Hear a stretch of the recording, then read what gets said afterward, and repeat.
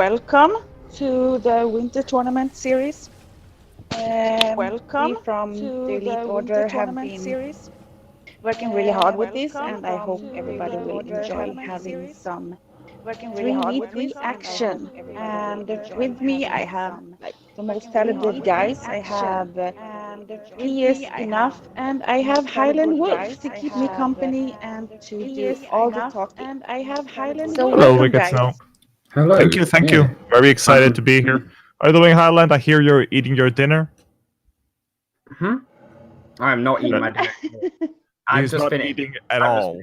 Yeah. So long story short, old oven blew up, guys. So a bit of action already on the stream. So I'm a bit behind, and it's been a bit of a panic coming from PL. But we're here. I've arrived, and I'm ready to get into some epic games. Casters who eat, crazy people, I tell you, crazy people. Anyways, the first game of the series. Yeah, expect the unexpected. The first game of the series seems to be pretty much ready. We have everyone in. Do you want to do like a quick recap, Wicked Snow, of the tournament format before we go, maybe? So today we will have 6 matches. It's going to be a single elimination. So tomorrow we will continue with 4 of the last teams, and then we will go in a single elimination to make it to the semifinals. So we have 4 teams next Sunday. And, okay. So 6 games coming up. The first one we have is Shippuden versus Roland Gaming. I heard Roland Gaming is a last-minute replacement.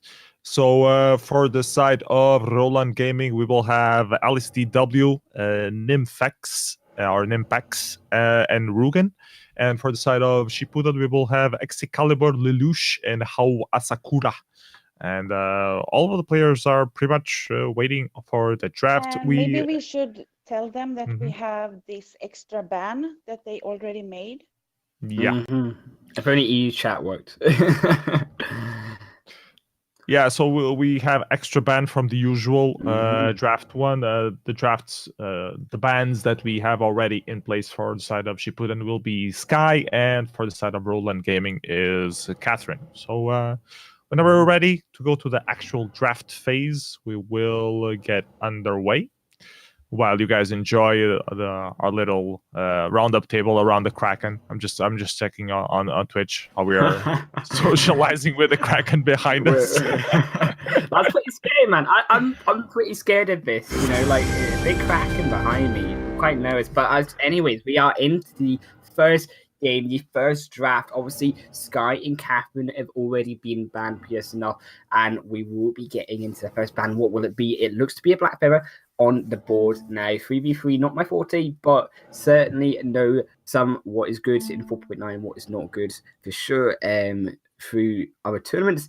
And I would probably expect to see something like this Vox ban. Perhaps it's just really strong, or Ishtar is equally really strong. I know in 3v3 the meta is quite burst down the enemy carry to win the game realistically in these team fights is how it's going to play out. And as a result, the Kestrel has been banned and Viola has been picked up. Oh, Viola getting picked up. That's very interesting. Viola got a little bit of a rework on update 4.9, which is the update we're currently playing on.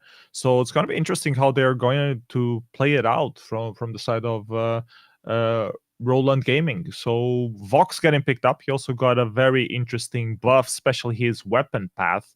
It's going to be interesting to see how the side of Shippuden will be able to play it as well. Now, you were mentioning that the 3 versus 3 meta is very bursty oriented. I guess it depends a lot. It's a lot more interesting when you can invade the jungle very early on, which is not something you see a lot on the 5 versus 5. And on 3 versus 3, if you dominate the jungle early on, you have a huge advantage for the first objective fight of that first Kraken that shows up at 12 minutes. Other picks coming up, we have Lyra on the red side, and Ringo and Malene on the side of Roland Gaming. Very interesting picks, Highland. Yeah, for sure. I mean, I would have preferred to see something like a Kinetic or a Gwen rather than the Vingo. Personally, I think the Vingo just doesn't have enough damage right now in the update 4.9. And certainly, I really love the picks coming out from the side of Roland Gaming. Is it from Excalibur? Who have the Vox, you know, the Grumpjaw and this Lyra. It's a very good composition, and it allows the Vox to not only do damage but also be protected by the stuff from the Grumpjaw and also the Bulwark and the Portal to aid this Vox in helping to carry the game. Yeah, especially the Grumpjaw. It's going to be a very interesting pick. I really like Grumpjaw, especially on 3 versus 3. He just has that extra tankiness on him, and it's going to be really hard for Ringo to lower those stacks unless he uses the brew. I think Molina will get an easier job out of that. Let's see how... I'm very curious to see how they play this Viola, though. It's for the first time I see Viola since she's been reworked. I've been playing a little bit of games, but I haven't seen anyone playing Viola at all. Like, the update is so fresh, so it's going to be very interesting to see. Anyways, they're gathering around the Kraken pit for that first team fight for that healing tree ant. Let's see who's going to take it. I predict that Lelouch is going to dive in here. Yeah, he's going straight for the kill, hitting everyone. Already getting a bit low, needs to be careful. His teammate seems to be doing the back camps first. Yeah, we're looking at this invading really well played from the side of Rudin and Nimpex and Alice to W, just to really zone out the side of Housefury and Lelouch as well. Just making sure they can't contest this mid treant, which is always the first place to go in a 3v3. Interestingly enough, the lane hasn't even been entered yet. PS enough, we still see now a heavy anti-rotation here from the side of Roland Gaming, who are looking to really engage on the enemy jungle. Grumpjaw there managing to secure one back. Excalibur needs to be careful there. Needs to back off. Grumpjaw now also has to back off, but they will still try to take that last minion, not quite make it, and now gets rooted by the Maline. This might be first kill here on Lelouch. First blood for sure. Will go over to the Bingo. Obviously, Alice just making sure that goes over to the carry, which is well played there. Harris secure just has to be careful as well. Now going to be running away, but perhaps will be the next target. Will manage to use the sigil there just to get an extra bit of a speed boost buff and manage to dodge that one on out of there. And the box just rooted up. And now it's going to be the box going down. Bush. That's pro tip right there. Don't face check the bush. Excalibur playing with his life. It's a very dead box. And 2 kills to 0 already on the Alcyon Fold here. Just back to farming as usual. Lelouch stealing those back camps though. Grumpjaw has some early game advantage, especially when he gets his first item up. Usually people go either for the Poison Shiv or for the Storm Crown. Lelouch seems to be going for the Storm Crown himself. A little bit of crystal power. Yeah, Storm Crown makes a lot of sense. It will actually be the Viola falling down. Surprisingly there in obviously the jungle that she got caught out there. Yeah, she did manage to steal a few of those back jungle minions. Ooh, good damage on the Maline already. Level 4 just hitting that skill. Only has 2 crystal bits. And it's already doing a ton of damage. It's that early game Maline powerhouse damage that you see coming out of, as we say, this burst-oriented meta in 3v3 right now. It's about deleting your carry, your enemy carry, which is your target, so that you can then take out the jungle, take out the support. And Lelouch doing another jungle invasion. Successful one. They look like they've managed to take another successful one. And that front camp really has belonged to Lelouch this entire game. Yeah, he's trying to build himself early game aggression as the Grumpjaw should be doing. Also worth mentioning is that all these games that are being played on this first phase are just best of 1. So whoever wins the match wins the right to... But it's an elimination, so moves on in the tournament. So very important matches. Early on, we'll have a total of 6 matches today and another 6 coming up tomorrow as well. Lane pressure from Nimpex here as the jungle intensifies on the Halcyon Fold. Lelouch sightseeing a little bit. On this bush, that bush. The healing treant is just going to be secured there for their own side. Just going to make sure that goes over to Excalibur to get him some more gold in his pocket. He has gone very interesting, very all damage oriented. Nice Now he's going to stuffed up one member, and Rugen going to have to Wicked Escapade on out of there, but wait for it now coming out, and the bulwark is to secure that kill, and that will be one going over to the side of Rowland Gaming, and now they look to move further on.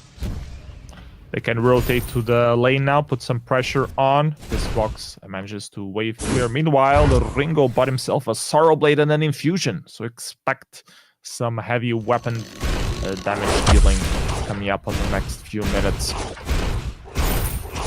Sorry. Oh, got to apologise. It is actually going to be Rowland Gaming on the A side. I've been completely misinterpreting. It will be Shupidon on the right. A bit of my mistake there, but we will continue on with action. And we see that as the WTS zone out, the Maline on Light Rivers has connected. Now they're looking to try to take down that first turret.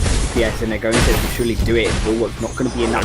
Like they want to get Excalibur. Excalibur's now going to be in, but Lelouch has found out Lucian on the backside. So they are going to one kill there, and Hellfire will connect into the box, but they will trade one kill. So Lyra falls down, the box can't come back in as he's too low. Nizbek's now going to fall down, wait for it, he's going to absolutely remove the box from the fight, and now Alice's W is the last one to survive. He's going to have to survive off, but Lelouch does not have his stuff, no energy for it right now, and that will cost him just having to be forced back into his own side of the map.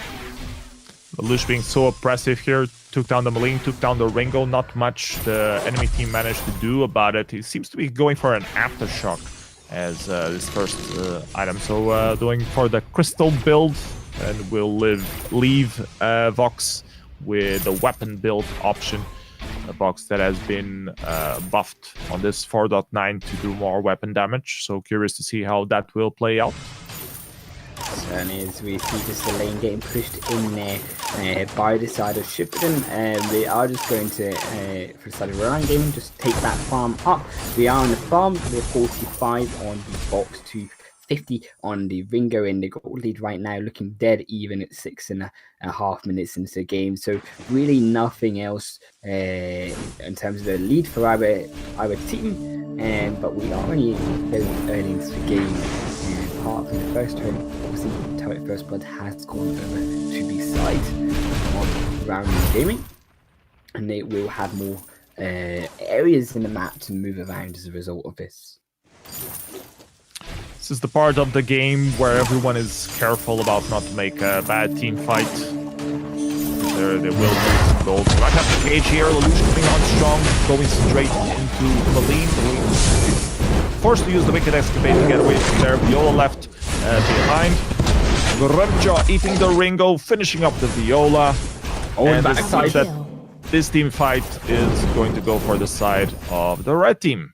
Yeah, Ringo died, and somehow the Maline managed to pick off that support. Fox also dangerously low, but the Maline overextends. Oh, the kill. And also dies in the end. Well played, Lelouch there. Definitely a deciding factor on that team fight. Definitely, Excalibur just has to be careful with that. Coming out now, the Ringo has come back into lane. That was 2-1 for the side of Shipperton on that team fight there. They will just have to secure their back camps. I like that they're rotating the team members and they're making sure that Lelouch can't once again go round and steal away any back camps without being contested by the team of Rowland Gaming. They will just remove the vision.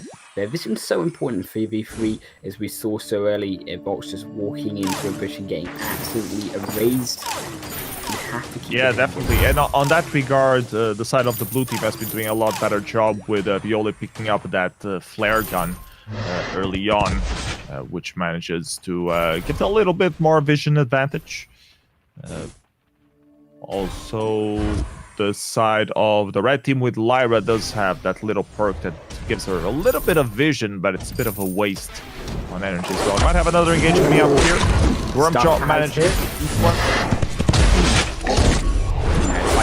Now, Rugen has been hit. Now the Wicked Escapade going to be used. Going back into the fight. fight. And then Vex is trying to fight back. The wait for it has been used. Going to find one on Melina. The Hellfire throw has been used as well. The portal in very aggressive, but it will cost Lyra's life. And now Ringo's getting stacked up, and now he's found one. But can he find two? Not quite, but he will find another one. And Viola's trying to find with a flare gun. Obviously, Excalibur has spotted Aizen, and Excalibur now going to turn the fight in. Unfortunately, with Drow's effect, won't be quick enough to put him to sleep, and it will be the Viola falling. Viola had the vision. Why the hell did she go into the bush and face check? Anyways, very weird team fight there. Lyra clearly overextending, going down into the crystal tree, and then manages to lose the team fight for their team. And Excalibur with a miracle win there in the end, or a miracle overturn. But the team fight seemed to be pretty much won for the side of Roland Gaming.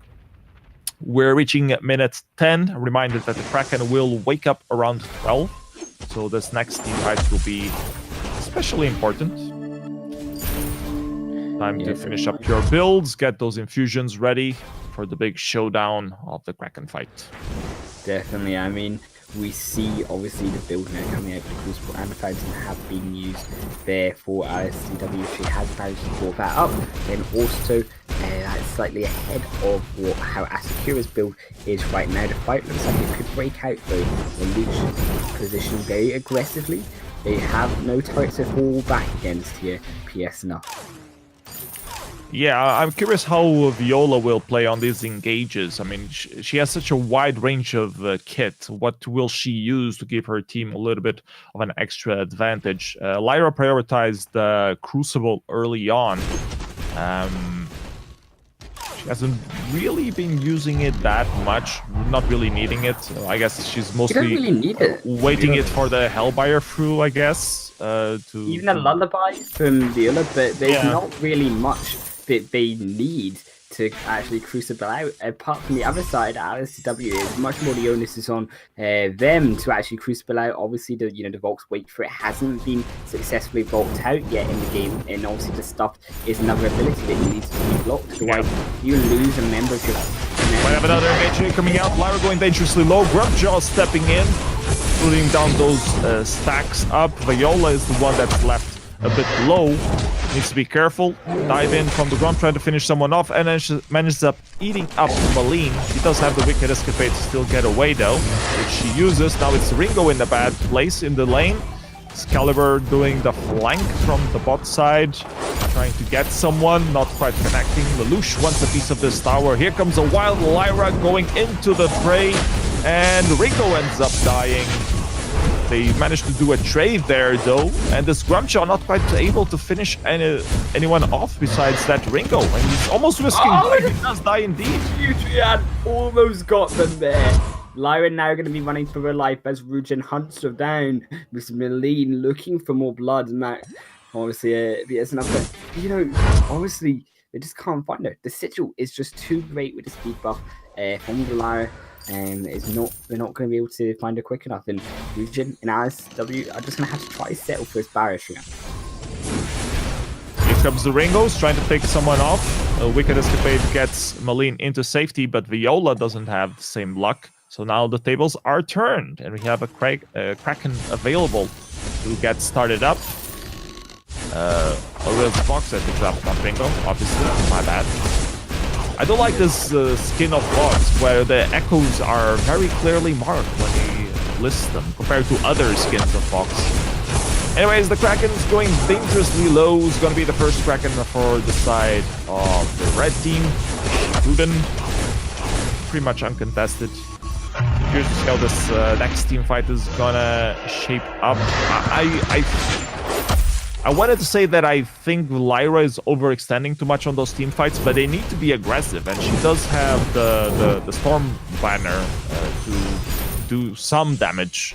So it makes sense that she goes into the fray. You might have another team fight coming up. Lelouch diving in, Lyra also diving in. We'll see what happens. The Crucible popping up. Viola is one who gets eaten. Fountain gets popped. Vox repositions himself, but Valini's all over him, trying to finish him off.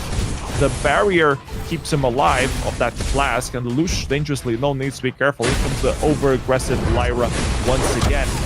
That's going to be And one. nice Two. Ringo. PS enough to do it. Now we just need to find a Lyra as they are going to find this through the Ringo. The Citral's not going to be enough to get her away. This time it will be triple kill for the Ringo and it's going to be an ace as the Kraken storms down on their base. That will be the turret going down. That's turret push for the side of Shipton there on that Kraken push. And that's just well played for them. Even though they do lose their life, the Kraken is a big enough target for them by the time they respawn. Nothing they can take for the side of Berlin Gaming while the enemies are down. Very nice reversal there on the team fight. I don't know what's missing on the side of Shippuden to finish up those team fights. I'm thinking that the Grumpjaw would need to be doing more attack damage, maybe. Once the Grumpjaw goes in, right? Like you can't. Once you go in, you can't disengage. You can't disengage. Ooh, Vox getting caught off ground. Now, Vox surely gonna almost die. The Crucible has been popped, it has been used, but it's already dead. Now, PS enough, and that's gonna be one falling. And now Lelouch has to use the Central to get away. The portal well played there to get him out into safety. Lelouch has to be careful. Very aggressive portals now coming in. Minions are on the turret, PS enough, so that will be one going down. The Kraken is not up yet, but they will look for a Crystal Sentry. And Crystal Sentries gives so much advantage now on 3 versus 3. It gives you that extra burst of damage. It's just an immense buff to get. The main problem there was Vox face checking the bush again. And now they're going for the sneaky play. They're hiding in this bush. Let's see if anyone falls for it. They've not been sussed out yet. The fight could engage. They've now released a vision there, and they do know what is going on. The Kraken has just come back on to the House of Gold. And now has to be respectful. They're looking like they want to push this lane back out. They look like they want to push the pressure. Ooh, they might be back on getting caught out here. Rowling Gaming. They look like they want another turret. They're going for it. They're chasing him down, but it's too fast. It's still doing the minions. The fight has come out. Wait for it. Has what's already used. Yes, enough. The fight continues. Lullaby is not going to land on anyone as it is not back off of their 45 seconds. We don't talk 9. Now Bingo looking like he's going to be pulled off the back line. Rumble can't quite finish him off. Lullaby once again used. I would prefer to see a distance there, but it doesn't matter. As now Rujan is going to hopefully try to find the Lyra in the back, but Vox still alive, manages to find a Ringo on the back. Now Alice, the next target, looking to find the second kill. Rujan there as well. How still running away. He's impossible to track down. He appears up, but finally they will take him down as Rujan. Treant saving Viola there from certain death. Excalibur once more though. 1 versus 3. I can do this. No problem. Oh, very aggressive. Perhaps just a bait there. To try to see if Alex will come in. They know they can get a Crystal Sentry.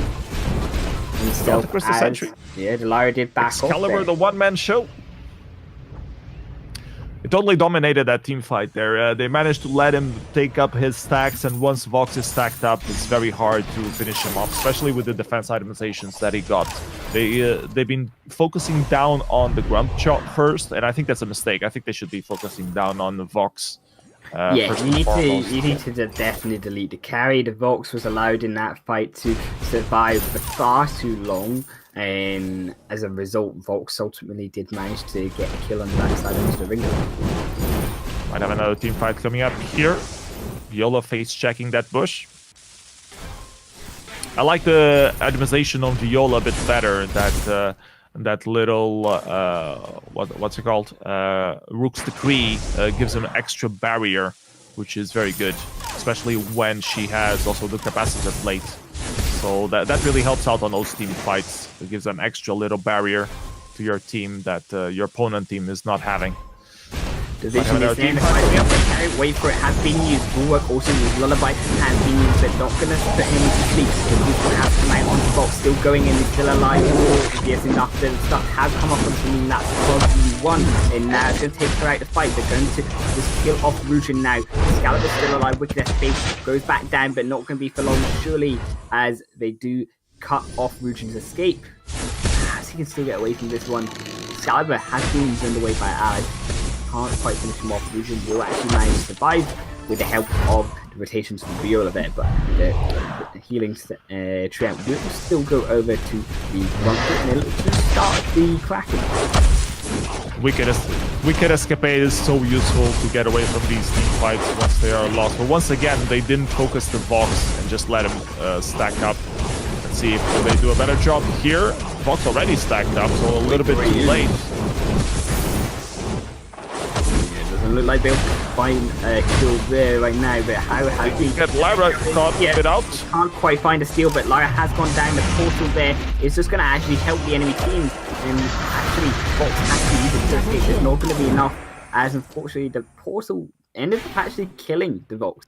As it did allow the allies there to jump straight on top. Lush needs to be careful here. But he just wants to end the game, perhaps. PS enough is they want this final kill. Their time is not long enough. He's trying to put him into the base. Can he reach it? Yes, he can. Reach it. Oh, it's not enough. Yeah. Bring the enemy to the base, and the rest of the team as well. Base Rash this time. The Kraken's not fast enough, so I think this game will go for the side of Roland Gaming. But very close matchup this one was. Very impressed with both teams here. Doing a lot of good work. The victory goes in the end to the side of Roland Gaming. Well played there. Nimpex, Rugen, and Alice DW taking the win against Excalibur, Lelouch, and Hao Hasakura. Definitely just well played for the side of Roland Gaming. Yeah, and smart plays not to get distracted by the Kraken at the end, just to go for the game-ending push. Obviously, Lyra is not a threat, and with the staggered death timers on both the Lyra and the Vox, it meant that they were allowed to just burst down that Grump Jaw 3 members on the turret and just finish the game. I find curious that Lelouch went for the Grump Jaw without the Storm Crown. I would have kept the Storm Crown if I was going the CT path, but he decided to go for the Frostburn instead and some utility, which is smart, trying to protect the Vox, and it worked pretty well in a lot of the team plays. It was really bad mistake on that last team fight for the Kraken that cost them the game. So I played both teams. And we're going to be moving on to the next game of the series. Let me take a look at what that will be. Real quick at the schedule. Next game up will be White Umbra versus LYTB. Let's take a look at what players are in those teams. White Umbra playing with Vissen, Asatu Games, Waja 3000, and Emilius 3000. Double 3000. And LYTB is going to be playing with The Miracle, Helix, Kongamonga, and Gliding Vampire. So let's see if the players are ready for this next fight already. Yeah. Wicked Snow White, you want to add something to the game? Were you following it? Of course I was following it. It's like intense gameplay. I'm really impressed, and it was a good fight.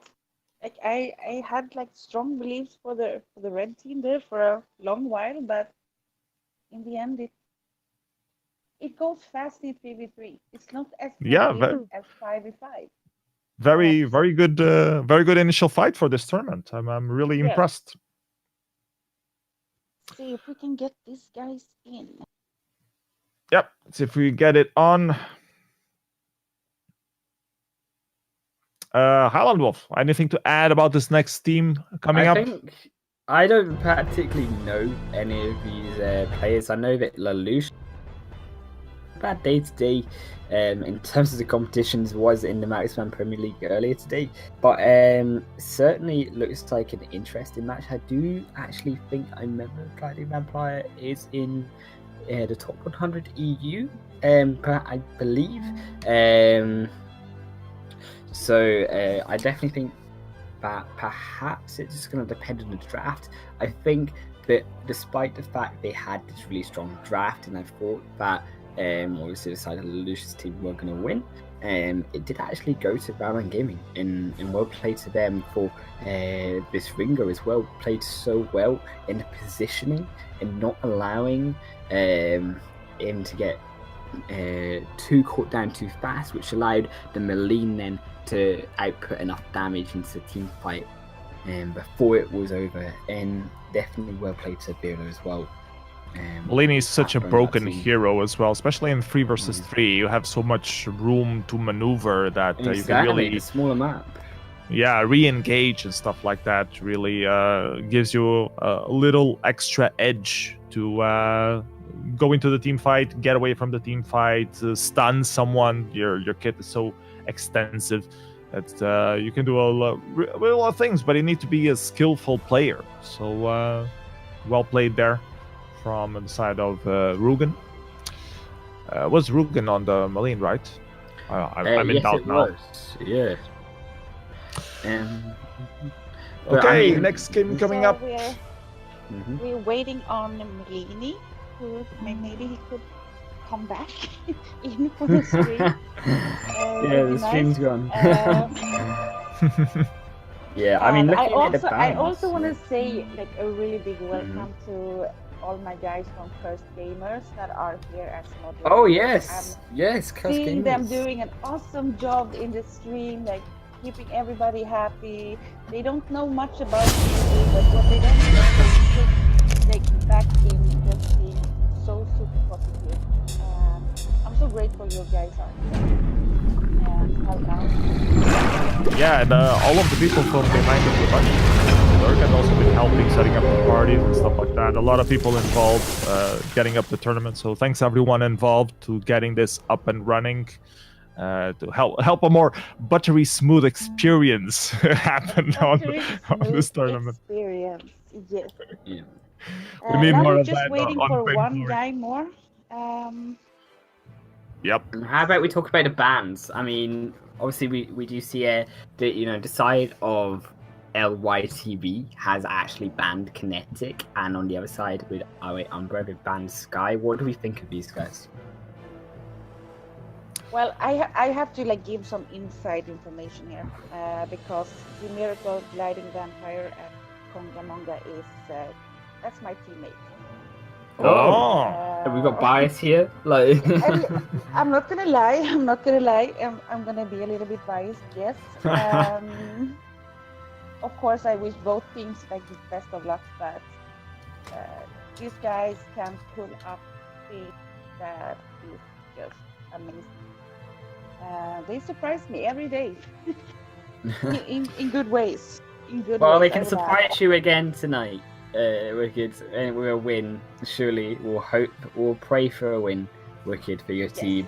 But we'll have to see. Nevertheless, I wish the other team best of luck, and I'm really grateful that everybody's here. And I will start up the game and leave it to you two guys to comment. Thank you. We should get the game underway. We already have the members. I'm just checking the bans. Apparently, it's Kinetic and Sky that's gonna get banned up. I think Kinetic is a good ban, and Sky as well. Sky is so oppressive on 3 vs 3 as we are entering the draft for the second game on the tournament. Sky is so oppressive on 3 vs 3, especially if you play it well early on. Just do a jungle invade, double crystal bits. Just becomes so oppressive, and if you manage to get one of those first minions, you scale up to level 2 faster, and then you're just having constant level advantage, which is great to do those jungle invades. So very curious to see. Well, we won't see her on this game, obviously, since she's been banned away. The other ban that's coming up is Ishtar. So let's see what the side of LYTB decides to ban. They go for the Churnwalker. Very interesting ban there, prioritizing the captain. Highland, what do you think about these bans? I always think the bans are not surprising. I do expect to see Vox picked first. I think Vox coming 4.9 with obviously the basic attack damage. Now scaling makes CP Vox really strong, but also weapon power Vox to ratios on his Sonic Zoom have been buffed as well. Finn and Grumpjaw. Personally, I think this is a bad idea to go Finn and Grumpjaw into a Vox. It's going to allow Vox to use his resonance to bounce the damage off Finn really easily as a really tanky frontliner onto the backline if whoever you choose to pick as their final pick for the team. Arden also picked up here and will be able to help Vox with the Vanguard and the Gauntlets to zone away any possible fights.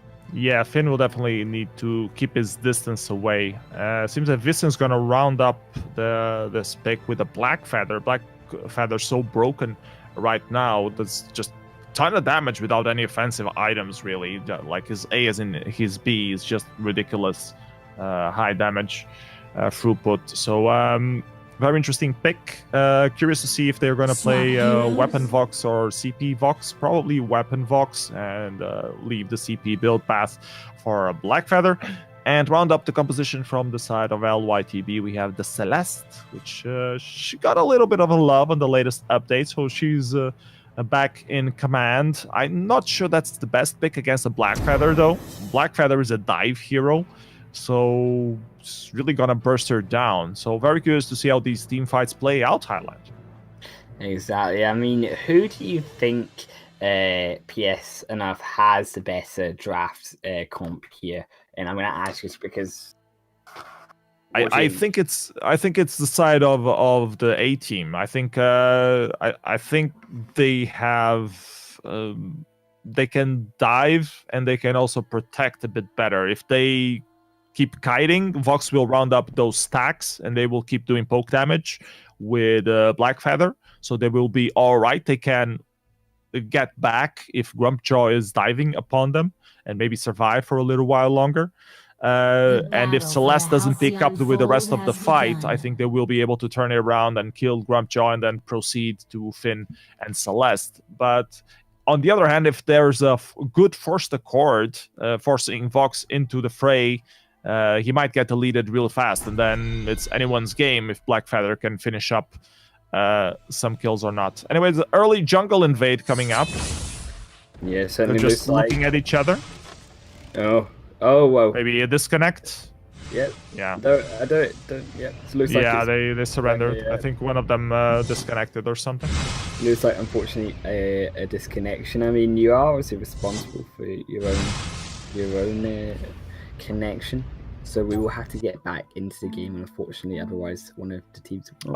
Sato is saying on chat that he was supposed to be Vox. They forgot to swap the games. That really? The draft bugged. So I mean, let's swap that. That sounds a bit dodgy. I think you have plenty of time to swap. It bugged. It crashed.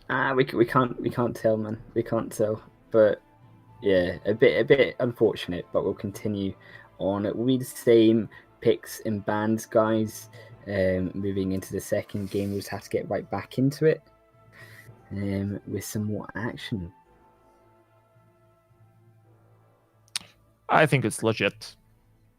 So let's wait and see. Same draft, obviously. I don't mean it's not legit. It's just a bit unfortunate. But we'll get back in. Yeah, do expect the same bans here. As the Ishtar and the Chermog have been banned out. And we're looking for the Vox and then the Finn.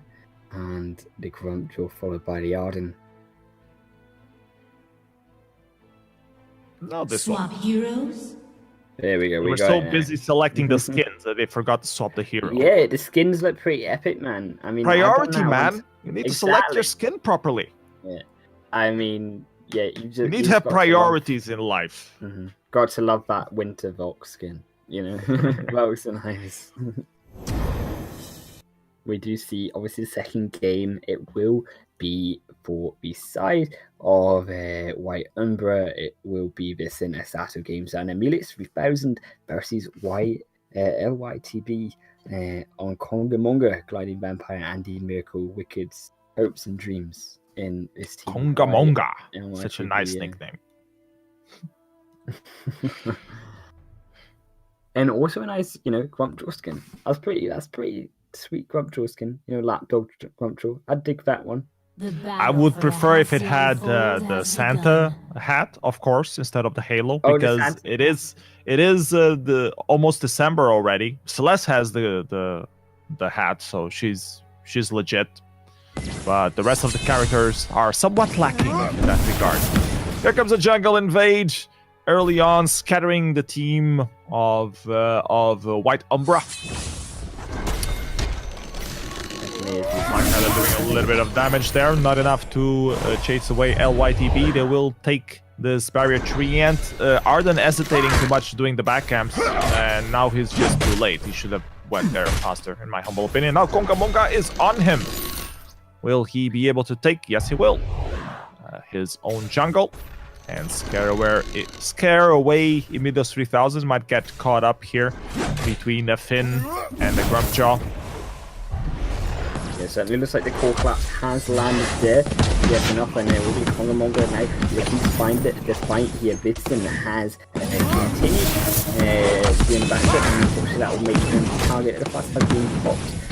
No those defenses to get on out of there, no those defenses will land once again. That's going to be first blood falling to the side of where LYTB, and it looks like a second kill is just not going to happen as the Sato Games manages to slide on there.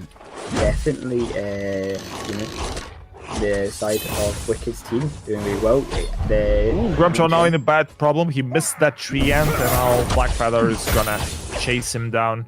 The problem with Grumpjaw early on, though, is that he's just so tanky. Finn there with a quibble trying to help his teammate up, and Kongamonga manages to get the safety. They might have a little time to steal this pirate tree ant. Celeste is there, but misses the stun, and Emilios manages to steal up that tree ant. Very messy early game, Highland. Yeah, definitely a lot of aggression. Kill going over. Looks like it could be two as Emilios surely will fall now. The flight company there just to drag him back into the fray, and now Vissen being chased down by Kongamonga. Once obviously Konga gets that charge, and the Grumpjaw surely will go again. Will manage to find that guilt, and that will be Blackfeather falling. And now Kongamonga is going to look to steal that Triant. He will manage to get back, and Blinded Vampire going to take the front camp as well. So Emilios really struggling to defend his team here. And it's going to be up to a Sato Games to, in the lane, I think, that to really put the pressure back onto the side of LYTP, because the jungle certainly isn't looking good. Yeah, but at the same time, they are taking over the lane. The Sato Games putting down some pressure there, denying a lot of farm to Celeste early on. So it kind of compensates a little bit. And as we know, Grumpjaw is better early in the game. He's gonna fall down in the later part of the game, where Blackfeather really starts coming online and becoming pretty much unkillable if he does his itemizations properly. So very curious to see how this game will progress. I do think that the side of White Umbra will have a better late game than they are having right now. Already 3 kills down and 1k gold behind. We have another engage coming up in the bottom of Highland. Yeah, obviously Blinded Vampire only level 5, so aggressive with base attacks from Celeste. Very surprising to see, but it looks like this has might be enough more in true, but double kill back will manage to find on position. And has been popped. Yes, another in the Sato Games now trying to kite there, will manage to find Celeste on the backline, but he will perhaps fall, not if he can actually be saved by his teammates here, which he will, and Kongamonga's gonna have to be careful. And as Miracle joins the fight, was not in that fight, unfortunately, and that resulted in losing the fight company to tack on to 1, but no force to call there, is only level 5. Quibble going to land on Emilios, lots of it low health bars, but not going to fight anyone. Almost dying there from a hit, but the barriers. Have to be careful. Solar Storm just missing there, and now it's Arden that's in trouble against a stacked up now it looks like a mistake. These team fights are so silly. Yeah, I mean, that was an overextension there from Vissen. He has to respect that he was not going to get the kill shot in front of all 3 members, and that was very motivated to take that one kill up. I think definitely a couple of mistakes. Oh, force the guard onto Fox, and it's a kill. Well played, Finn there. The Miracle taking advantage of his ultimate coming online, finishing up that box there. And now this turret is probably going to go down. It didn't have to hit Emilios there. It will result in the turret aggro, putting them low, and now we're in a bad place now. Let's be careful. Be careful, because he does do a lot of damage, so Blinded Vampire is here. They do have minions pushing into the turret, but he's not going to try to take this first turret. And these Finn hits are doing extra damage because he did build some crystal itemization, especially to do that extra damage, which is very smart early game. Does a lot of damage to these squishier carrying heroes. It's just a crystal Finn. Yeah. Who needs support? I mean, it's dangerous to go both CP though on the Celeste and the Miracle. I think if we do end up getting to the late game, if they do spy that one out on the side of White Umbra, they will buy shield items, and unfortunately Finn's going to really struggle as a result of that. Kongamonga as a support, I would have loved to see Finn to be honest with support. I don't think it's going to work too well for the Miracle being full CP, but it is definitely providing Box overextending a little bit here. And now with the He stuff, gets eaten up, and it's going to be a very dead box in the belly of the Grumpjaw. The turret wants a piece of that as well. And the kill edge goes up to Celeste, which is weird. Taking opportunity to get some of these jungle, maybe a Crystal Sentry, while he loses his own Sentry in the lane. Yeah, there's trading objectives. Bit of a strange trade. I mean, they were definitely going to lose that first fight, so going to the Crystal Sentry does make sense. I think we're just trying to make the most of what they've got right now. They are certainly behind, obviously 16,000 goals, 13,000 for 7 minutes. That's about 3,000 goal deficit, and they are straight down, 6 kills down as well. They traded Crystal Sentries though. LYTB rotating there. So that's a negative trade. Yeah, I mean, better get a Crystal Sentry than lose a turret and a Sentry and just be behind. So at least Vissing got one. Exactly. It's a bit overextended here. Let's see what happens with the reversal. Grumpjaw going in, tries to get a hit on that Black Feather. The ultimate from Arden securing a stun onto Celeste, not enough to really finish them off. Fight here now. Come in, so this is going to go wide. Arden just managed to dodge that one out. Guardian Vampire looking like he wants more. The Helo Genesis 100. See, do too much damage just now. We need to spell fire on to Guardian Vampire. Does have to get more items. It's looking at about 1,200 gold PS enough to something has to go in shop soon. Yeah, the Miracle's still buying more Crystal. I think he really should be doing some defensive itemizations at this point. But apparently, actually, if you take a look at Grumpjaw's build, he's going pretty much defensive. So he already did a Fountain, and now he's probably doing a Crucible. So maybe that's their secret technique. They're using Grumpjaw as a support instead of the Finn. Which might be interesting. It might be like double supporting the Celeste. Fight for the gold miner here. Goes up on the side of the blue team, and Blackheart is trying to finish that Celeste off, not quite able to finish off, but she does manage to pick off the kill. Finn wants some retribution, just gets a mortal wound, and Kongamonga forced to call back. Nice engage from the side of blue team here. Blackfeather manages to dive onto that Celeste and do the reverse Highland.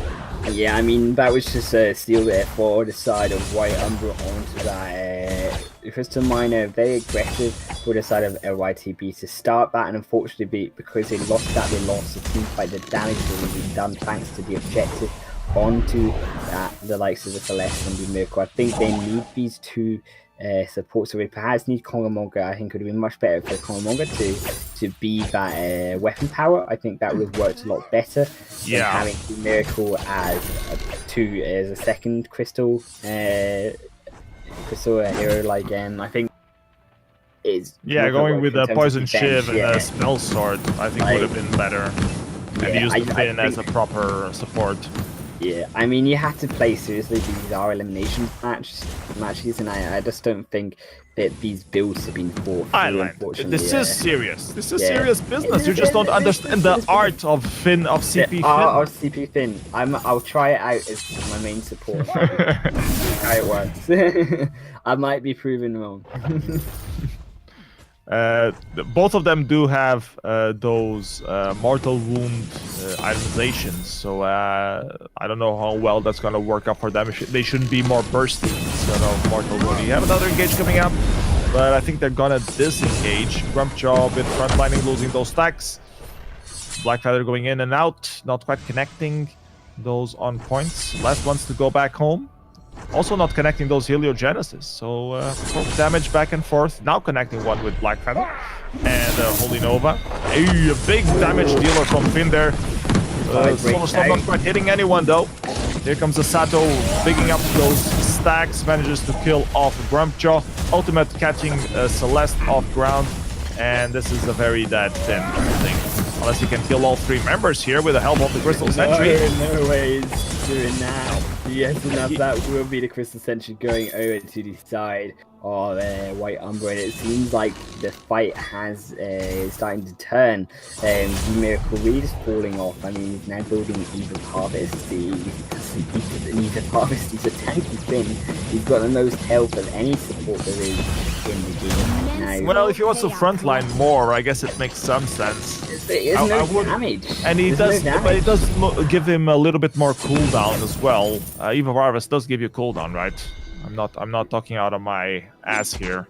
No, it definitely does give. Well, it gives you more energy. Gives you more energy. Yeah, no cooldown. You're right. So yeah, it's just this is not so good. I think if you want. The main problem with Finn here is that he does his quibble or his B, and then he can't follow up because it has a very long cooldown. He does the damage, it just doesn't have a follow-up because it has a very long cooldown. So either you reduce the cooldown with a proper clockwork or whatever, or you do proper defense itemization and be a cat. Or don't build CP. Exactly. Yeah, I mean... For sure. I mean, we can go on for days, but another engage me out. The stuff has hit onto one, and now we can walk back into we've not been able to shut down shut all the select falling down the backline. The ball has landed. Now we find two members. Yes, enough. The swivel is not going to do enough damage. It's not enough with only a spell fire. Harvest Infusion not even used there for the Miracle in that fight.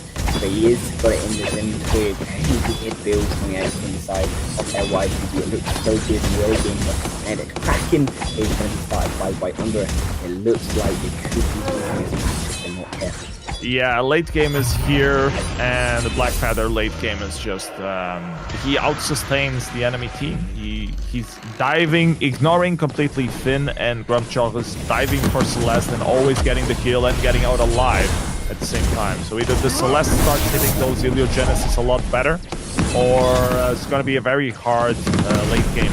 Yeah, Celeste just hit out of the fight too quickly, and you see the Black Odors in the box now going in. They're trying to find the Celeste, but it doesn't matter to finish the target first. Lightning Vampire misses out. All the stuff has hit. That's going to be a dead person now, and this end definitely going down. And Black Tail will be the first to pull back. His shutdown is going to be a lot of gold going over to the side of LYTD. They have to defend this Kraken. Still 2 on 2 here. Yes, enough. But that's the game still has to be done. Still do this. Wait, where has been used. Full Class is going to stun him up though, so he can't follow up. Geogenesis starts to land, and now the fight continues. Now the third member of LYTD has come in, but he managed to find one turret. He's just trying to waste time, and he just can't kill him. He's finally getting rid of him. Yeah, that annoying Hawks is just staying there with a sliver of health. But these team fights have been very strange. The late game has definitely come into full effect, and I hate to say this, but I think the main problem here is that Celeste is not really doing the damage that she should be doing. She has the itemizations for it, but not quite landing those skill shots. And without doing the damage, the rest of the team is just squishy bait to give those stacks to Vox and for Blackfeather to pull through. So well played on the side of White Umbra so far, dominating this late game. And we might have another Kraken coming up soon, Highland. Yeah, I mean, Kraken's on complete just now, so it should be back soon. But certainly the engagement comes out. Also, it has been cancelled out. PS is not too early, and that's all the damage really gone. The critical lands on the 2, but it doesn't matter. He's already forced out the team fight. But still continuing, he's trying to find that first kill. Core Collapse and misses again to defend with an inch of their life. Listen, they're going down for miss. Could have been. Force the core, so close, and yet so far, those solar storms not really connecting with anything. No, which is like a shame. had that they could really change landed, the team fight. Yeah, had that solar storm landed, Listen would have been dead for sure. And yeah, possibly even. What was it, Sasu games as well. Like they could have done so much more damage, and you see all these low health bars. If an an ability such as the Soul Stone lands all that damage, that's when you can start getting those kills. And Gliding Vampire needs to be careful when they're using him, because he's using him a bit too early, and it's costing him that massive team-wide ability. He's afraid of getting wiped out before he has the time to use it, so he wants to use it on, but it's not quite connecting. Machine gun those abilities. They didn't quite go for the Kraken here. They had a little bit of an opening, but respecting the enemy team, and now decide to go back home to themselves to get an infusion or something. And definitely, we're about 16.5 minutes into the game, 5,000 gold in the league. Gliding Vampire, you can use the Solar Storm now. Yeah! Yes! Oh, only clipping Fox with that dash, getting away from the Solar Storm. But well played. He was having the same thought that I was. I mean, catching them off guard. Yeah, you're not going to kill off a full health Fox, but certainly puts him out the team fight and forces him to go back, which could allow them to then take the pressure onto Kraken. Vincent has bought a Celestial Shroud there. That will make him very tanky, and this is what we talk about. They build both CP, and that just says thank you very much. Just build a Celestial Shroud and you can't kill me anymore. Yeah, it's going to be very hard to kill that Black Feather when both of the enemy damage dealers are CP, and he has that CP defense itemization. Vincent has managed to Celestial Shrouds. Little trading back and forth, pushing this lane on. Lots of engages. Come on, people. Yeah, it's quiet now. The game is slowed down, but certainly they're looking to try to push onto the second next team fight might be the final team fight. Exactly, they're looking for a fight. Well, only certainly the side of LYTB lose this fight is definitely going to be the end. Their times are long enough. The Forster Cord is up. Evil Megacorp could be more aggressive. Could be using this support to be like 1 minute. They're being respectful. Here comes the Black Feather though. Now diving on, gets a big tunnel into the face. It works now. It has landed, and now the fight continues on. This has gone down in the box. So it will be the front door falling. Now that I feel this may be the end of the side of wire LYTB. And now it will be Emilius returning team fight. They could be more aggressive. Listen, this can't come in though. The Heliogenesis are too good for Gliding Vampire. They're now too low to finish off the game. I mean, excellent defense is left there. Not quite connecting. And that could be it. That could be it. Yeah, Gliding Vampire overextending here. The Black Feather might be able to punish him off. Not quite. I mean, the problem here is the mobility. Solar Storm! Not quite hitting anyone. Rose offensive there. Avoiding it. The mobility on the side of White Umbra is just so strong. Both Fox with the dash and Rose's offensive from Black Feather always manages to keep them slightly away from those Heliogenesis, from those Solar Storms, and that's been giving them the advantage on these team fights. Yeah, certainly that Solar Storm at the start of that last team fight that really did hurt Vincent and put him out of that fight. The flash was already popped immediately on that Solar Storm. I mean, that's what we want to see. That's the damage that we can see from Gliding Vampire. It's going to keep his team alive. And certainly they're looking to be alive now as the Kraken comes down on the base. The Mercury slow thing to be careful to out of position now. In your base CP, there's no weapon power carry here to reverse down the Kraken. It's only going to go down to 25% so far. They're pushing in back 550 damage. Finally a Solar Storm hitting, but mostly Arden. Where's the force card? Wait for it being used. Now Grunkle trying to find someone, but the stuff has been used. They can't engage. They've just won the end of the game. Yes, nothing. Want to finish it, and it will be surely going over to the side of White Umbra, which is really, and that will be them advancing to the next stage. It's so close. They were always like, if you hit the Solar Storm, the team fight will be completely different. They're always so low, but so slightly out of reach. So this creative itemization from the side of LYTB not quite working out for them in the end of the game. They wanted to have a very tanky Finn that's doing some damage, but in the late game he just scales off, was forced to use some defensive itemizations, Celeste was left as the only damage dealer and not quite able to hit due to the mobility of the side of the White Umbra player. So well played, White Umbra. They move on in the tournament. Let's take a look at who is next playing. Yes, Next, certainly. we have Powerpuff Girls Ooh. and Powerpuff Girls. I love Powerpuff Girls. See, I know this team, Powerpuff Girls. I think if it is the people that you know are that I'm thinking of, it could be a very good match. Tox Armada. I'm pretty sure that is going to be Oshkuri and Suki and Valhalla and Fez. And it will be Blossom, Bubbles, Buttercup, and Milkshake Box on the side of Powerpuff Girls. Tox Armada got nothing against Bubbles, yo. They got nothing against this team. I mean, they all have, you know, these dashes beside them, these hyphens. You know, that's the real because they're so skill fast. They're so blazing fast. Yeah, they leave dashes that's behind the skill. It's in the usernames. That's where the skill comes from in the game.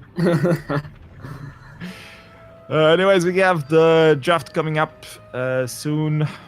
Done. Okay. And we're ready for the next game of the mighty Powerpuff Girls against the mighty Toxic Armada.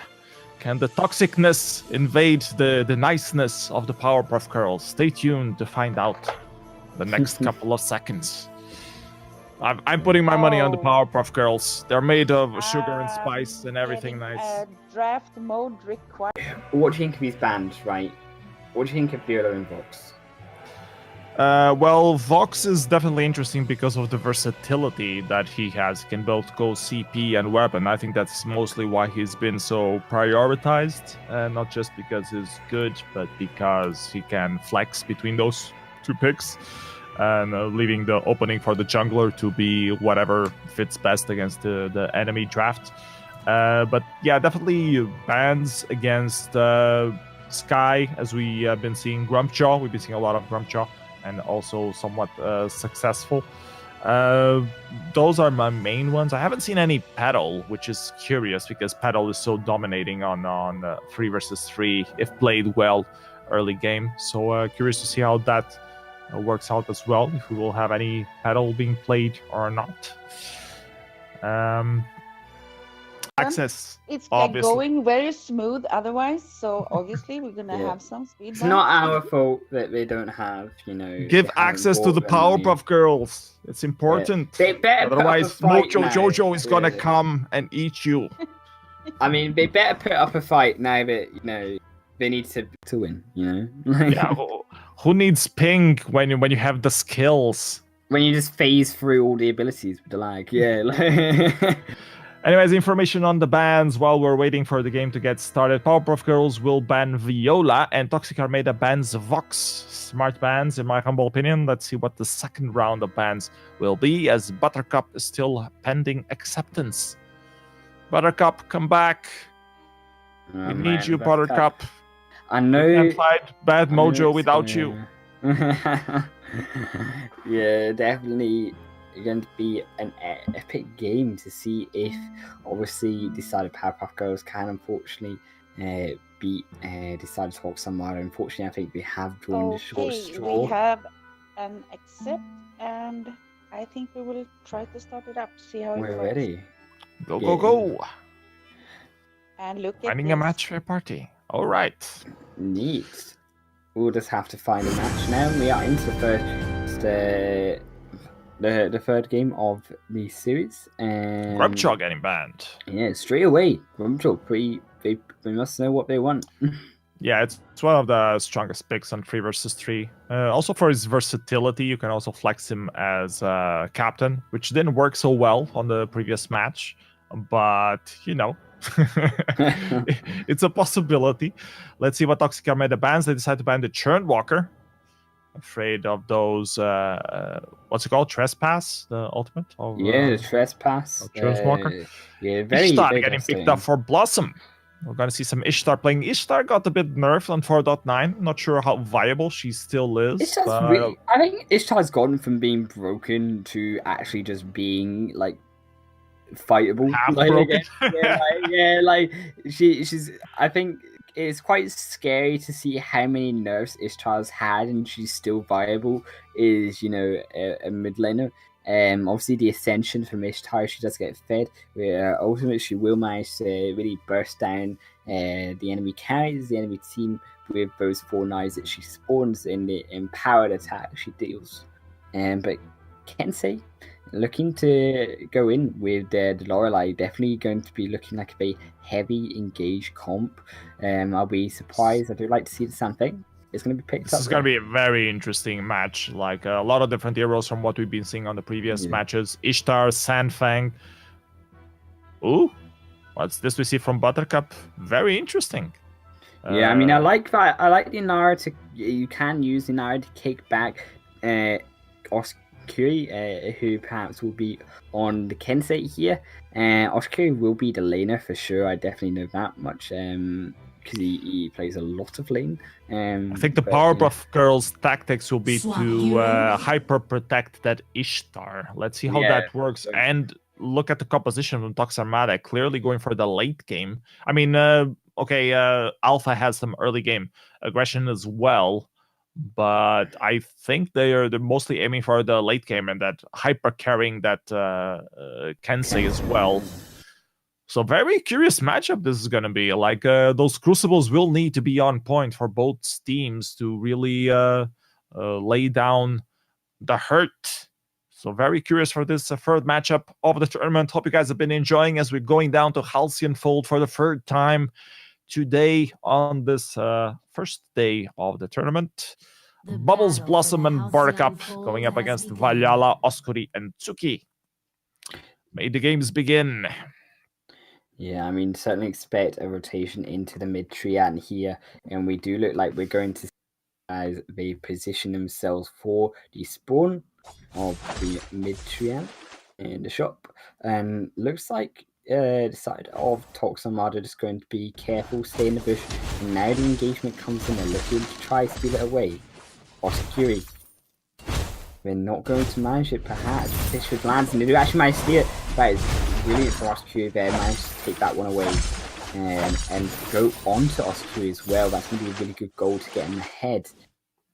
Yeah, Kensei needs all the gold he can get early on. He's not very good hero until he reaches like 2-3 itemization items. So he needs that help. Buttercup just hanging out in this bush, waiting for what's cooking. Bad Mojo not really showing up. I mean, technically speaking, Toxic Armada is a bit of a bad mojo because they're toxic, right? So are they just bad? They're the kind of monkeys, right? They're just Baptiste, like being. Oh, I just got a crazy idea. They should have picked Ozo to be the proper bad mojo. Oh well, unfortunately they did not. Ozo and Baptiste. There you go. Because Baptiste obviously is called bad mojo. You can just spam people with your toxic. Yeah. Yeah, like... So clearly bad itemizations against the Powerpuff Girls. Clearly. Or bad hero picks. Anyways, Blossom is going to take this last barrier tree, and I think if Tsuki has nothing to say against that, gets a kick in the face for his troubles, forced to get away. Here comes a wild Kensei swishing around against Blossom, trying desperately to kill off that Inara. Alpha also wants to finish up. Prime Directive might finish off, not quite. And now the reboot has kicked off. And Powerpuff Girls are forced to go back. Buttercup getting caught in the end. And will get first blood for Kensei. Oh, and a follow-up from Alpha there, cleaning up house. Tsuki wants some blood. Tsuki manages to steal out away as well. Almost catches Blossom there too. They will manage to clean out the entire jungle off on Powerpuff Girls and get back and shop. Now the gold lead, as we can see, has opened up to about 1,500 gold lead already for 3 minutes. And that's not what you want to see if you're Powerpuff Girls. We can see a snowball really starting to form, and it's going to be tough. I mean, these are the best in Europe in terms of the rank queue. Valhalla, Oskuri, and Tsuki in 3v3. Bubbles is the best in the world because she's just so awesome. Oh well, that's quite a feat to follow. I don't know how them. People were asking what tier they are. They're tier 11. That's how skilled they are. Yeah. They break all the ranks. They're beyond tier 10. Tier 10 is for noobs. Because tier 11. But in all honesty, we don't know who well, at least I don't know who the people are behind the Powerpuff Girls team, so I have no idea what tier they are. They might be high level, they might not, and just have great ideas on names for their team. They're just the Powerpuff Girls, that's who we know them as. They're just awesome. That's what matters. Don't forget you're great. Yeah, everyone is great, don't worry. And never forget that, people on the stream. You're always great. Me success, so it must be true. Anyways, Alpha reaching level 6 already is clearly having a little bit of an advantage early on in this game. Bubbles is farming away, and Nara is afraid to go to the shop. Full rotation. The early game going very well against this Powerpuff Girls team. I was a bit afraid of Kensei there, but he seems to have found his early kills to buff him up a little bit. So now he's even diving against Bubbles, is forced to use the flask there. Keep Alive is going to recall herself, and Ishtar used to be a full game hero, and now she's pretty much just late game hero. So I'm curious to see how that works out. Inara might be getting a little bit caught off guard there. Prime Directive onto her, doing some damage, but she gets kicked back in the face against the wall. Only the Crystal Sentry remaining there. Inara wants to recall, but Prime Directive. Oh man! Get away though. Ronin though does manage to get. Now the Kensho is going to come in. They're looking for that fight, but Oscuri just can't quite. It's an unkillable Inara. The power of the Druid is strong on this one. I mean, well played there from Proximata to try kill Inara, but Inara's so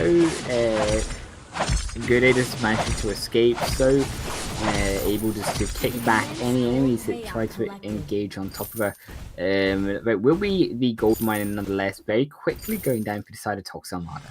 Yeah, 2k gold advantage already for the side of Tox Armada, and we're starting to see a trend here. They're clearly dominating this, and it's only going to get worse, as Kensei escalates his build path.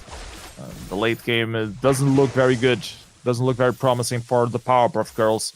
They need a secret ingredient X to make this formula work for them. Exactly. I mean, when Kensei gets the free caught off guard here, looking like it's going to break out. But I mean, when Kensei gets to 3 items, that's when realistically Kensei becomes really strong in the game. And they're looking for more rotations to jungle. Don't find any. Just as a result, going to go back and counter this farm that is being pushed in under attack. Yeah, Tsuki's just camping on the enemy jungle there, waiting for Blossom to show up. Oh, and Blossom takes the tree and gives a kick to the face. Can't dodge the Prime Directive though. Tries to get away, but the fish food locks her down and finishes her off. Well played from the side of Tox Armada. Buttercup secures that little jungle. This is just a class, realistically, this is just a masterclass on how to play 3v3. They're so aggressive, they're always in on the enemy jungle when the timers are up. Prime Directive once again onto Buttercup. Master's lesson is crucible down, that's what you want to see. And now they continue again, the counter's not going to matter, Buttercup's really going to go down. Ishtar does pop the Ascension, is going to burst down Suki. And now Bubbles looking to find Osprey as well. The Ascension is there, Path of Ronin out, defensively used though, and that will keep him his life. Bubbles is here to save the day. That extension on Ishtar overturning that team fight altogether. So well played. Bubbles defending Buttercup to the bitter end. And they might still have a foot in this game. I was getting a bit doubtful, but that Ishtar intervention on that team fight gave me some renewed hope that they might still be able to pull something off. We are 8 minutes in already, though. This gold miner starting to look a bit juicy, especially for Tsuki, which seems to be pretty uncontested on this jungle. Definitely, I mean, the jungle is just looked absolutely dominant for both sides of the lane. For the side of Tox Armada, Suki's been doing a great job at really pressuring the jungle Even up to this 8-minute mark now. Suki almost trying to find the Sandfang over the wall with a prime directive, but doesn't find them there. Might have another team fight coming up here. Blossom wants a piece of this, tries to get into Valhalla, kicks 2 members in the face, and they will gold miner. take the gold miner for themselves. But they are engaging DPS enough, and they look like they want to steal this away, and it will actually go over to the side of Tox Armada as they now continue over it. Now Batsuki going in with the water wall does manage to successfully kill the Ishtar. That's going to be 2 members now. Just freezes the absolute wipe. PS enough from the board. They're just going to take the percent, they're just going to take the turrets, and they're just going to completely snowball this game out now. 4,000 gold in the lead. Yeah, Powerpuff Girls is really struggling to do something against this early game aggression. Tsuki on this alpha so dominant, and now with the Kensei starting to get online as well, it's even worse. So they managed to engage, but they can't really counter-engage, so they really need to be careful with the positioning on Ishtar. As another team fight breaks out, Sandfang forced to get out. Forced the front directive there. Oh man, the Master's Lesson landed now. Right, the Crucible did manage to secure 2 kills. Too aggressive there from Suki and Osakiri going in. They thought they had it, but the Master's Lesson is still there for Buttercup to use. And unfortunately, they're going to lose that team fight. That's going to be good goal to swing it back in favor for the Powerpuff Girls. Like, Blossom, very well played, goes into the jungle, gets that front camp. And now the gold lead slightly left, but still looking like 2,500, 3,000 gold in the lead still for this side of Tox Armada. Yeah, the prime directive into the side of the turrets without the reboot being online will be a little bit too much for this alpha. But I think they still have advantage here if they have a team fight without the range of the turrets. They're starting up the gold miner, so they clearly want another team fight. Buttercup does have vision there and pops up a flask. Let's see who gets this gold miner. Goes for the side of the red team, and then engage coming up. Kensei going hard, trying to finish off one. It's Inara that goes down, and Ishtar goes down. Everyone goes down. Just complete wipeout there. They seem to be able slightly to be able to kill someone off, but then the reversal, just Alpha so dominant, just cleaning everyone. You just can't deal with the damage that is coming out from this melee focused comp. You can't engage them onto the gold miner because you're going straight into a melee based composition, and that's what they want. And as the Ishtar and the Inara, you do not want to be in the range of this Alpha. You do not want to be in the range of Fury on this Kensei. And Bubbles looks like it's going to be burst down, but Master's Lesson will save his life for now. Now the fish food is going to be used, and unfortunately it will be the Sand Thing losing his life and just completely destroying the Powerpuff Girls here. Inara still manages to farm all her jungle before dying though, so that's a nice effort on the side of Inara there. But in the end it's Alpha. Oh, Prime Directive onto Ishtar here, Mortal Wounds applied, going dangerously low, needs to be careful. I was hoping for another Prime Directive into the base to finish her off, but no, that would be a little bit too much even for Tsuki. Yeah, I mean, certainly it's so aggressive. They're looking for a bait here. They're securing Valhalla. They can't quite find it. So they're just going to go back and secure their own jungle camps, which are coming up secured. Some vision onto the Kraken now. Is obviously we are 12 minutes into the game. We are 5,000 gold, 6,000 gold in the lead for the side of Tox Armada. They've opened up the gold lead very significant right now. And realistically, Powerpuffs are going to need a miracle to get back into this game. Yeah, the late game is here. Kensei dominating. Alpha's snowballed properly. Another engage coming out, and Inara already way down, forced to use the kick to get away, jumping over the walls. Ishtar is there trying to do some damage. They do get the Kraken. Will they get the team fight? Probably not. Ishtar forced to run away and leave Sandfang to fend for himself. And Inara also seems pretty dead. The Alpha finisher off. Now Buttercup, all alone. I'm just a big cat, alone in the world, about to die. They did get the Kraken though. That's better than nothing. I guess. Certainly. I mean, you saw the Ishtar just desperate trying to get rid of the objective from the side of Tox Armada. Had the Kraken on over to 5 top. Now that would have been the game at 13 minutes, but not going to do much cracking with that much damage against it, isn't it? It only gets one tower and a little bit of chip onto the second tower, but nothing really I think that Toxamara are going to worry about. That was only the first turret gone at 13 minutes, so excellent defensive work as well as offensive work going for the side of Toxamara. The speed of attack of Kenzie already is just so deadly, and he wants that speed to use increase 3 his items. perk. This is where he comes online. Yeah, exactly. They're waiting on the bush. They might get surprised. Even the Crystal Sentry can help them. They just don't do any damage whatsoever. They just let the Crystal Sentry go, and now Oscar is even more empowered. He's going 1 versus 3.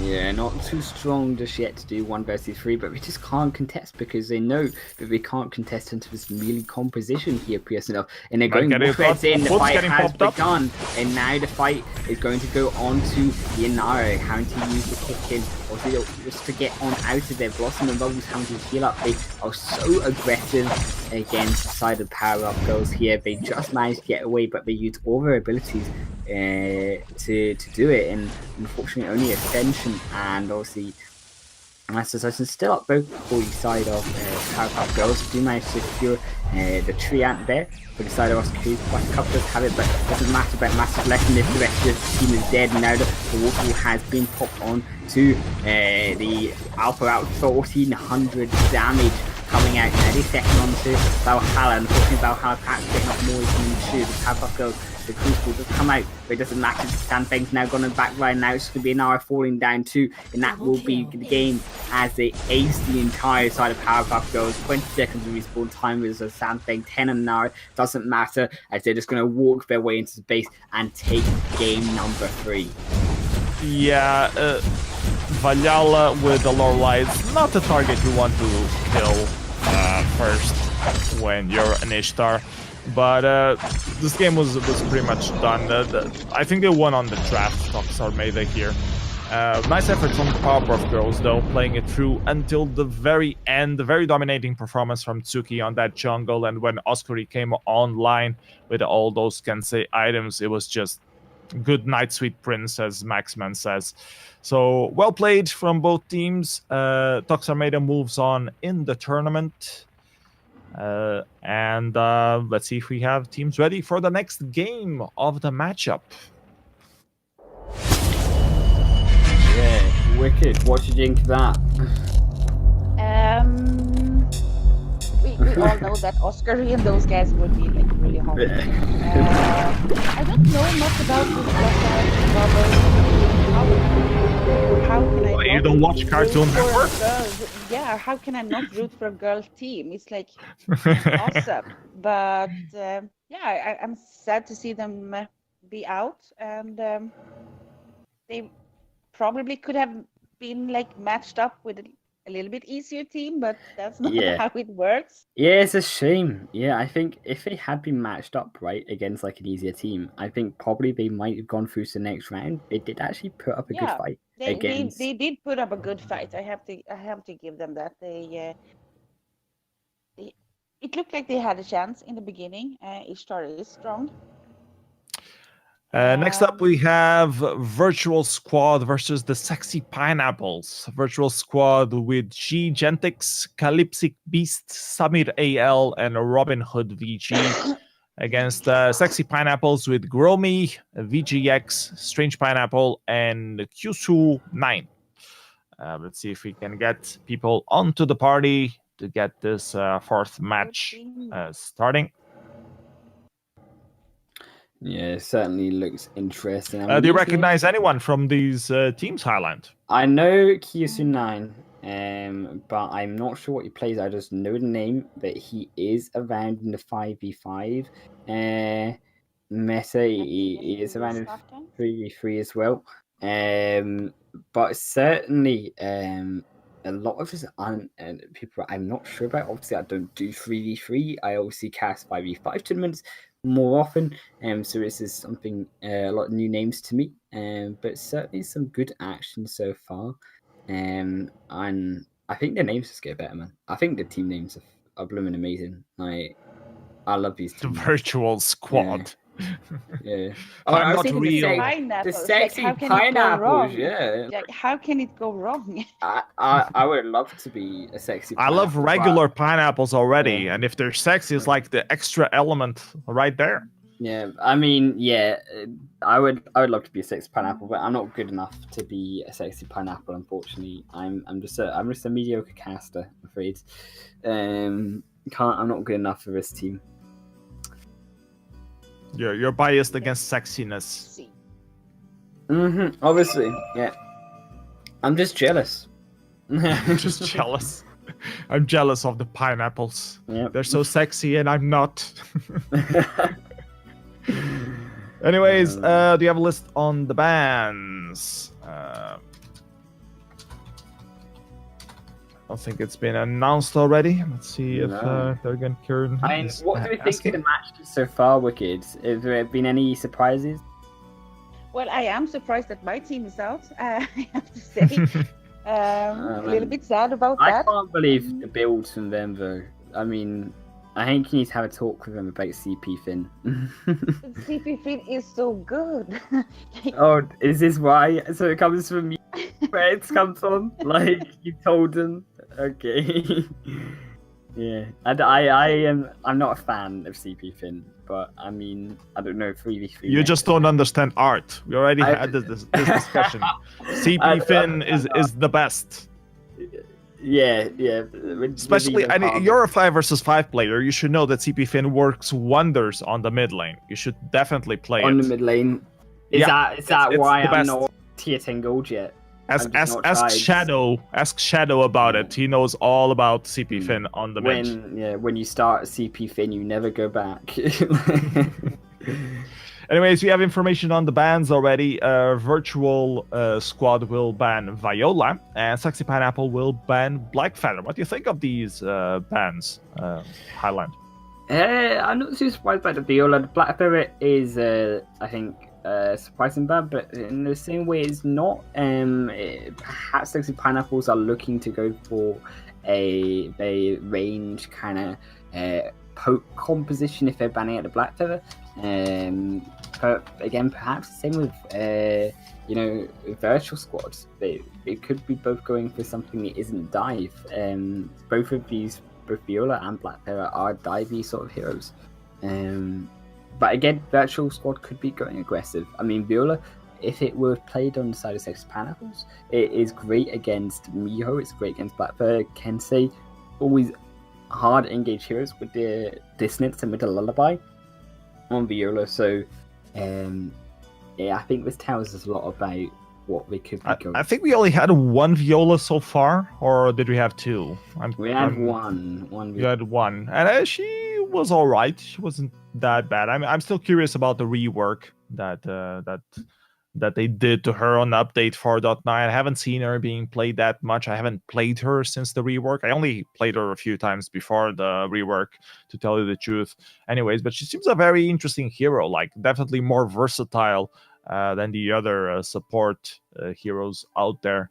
So I'm curious to see people playing her more seriously. But we have seen from these matches so far in the tournament that people have been prioritizing captain bans on Churnwalker. And Churnwalker is definitely very strong on 3 versus 3. Those chains really put up a lot of damage and healing to your team fights, and also the stuns.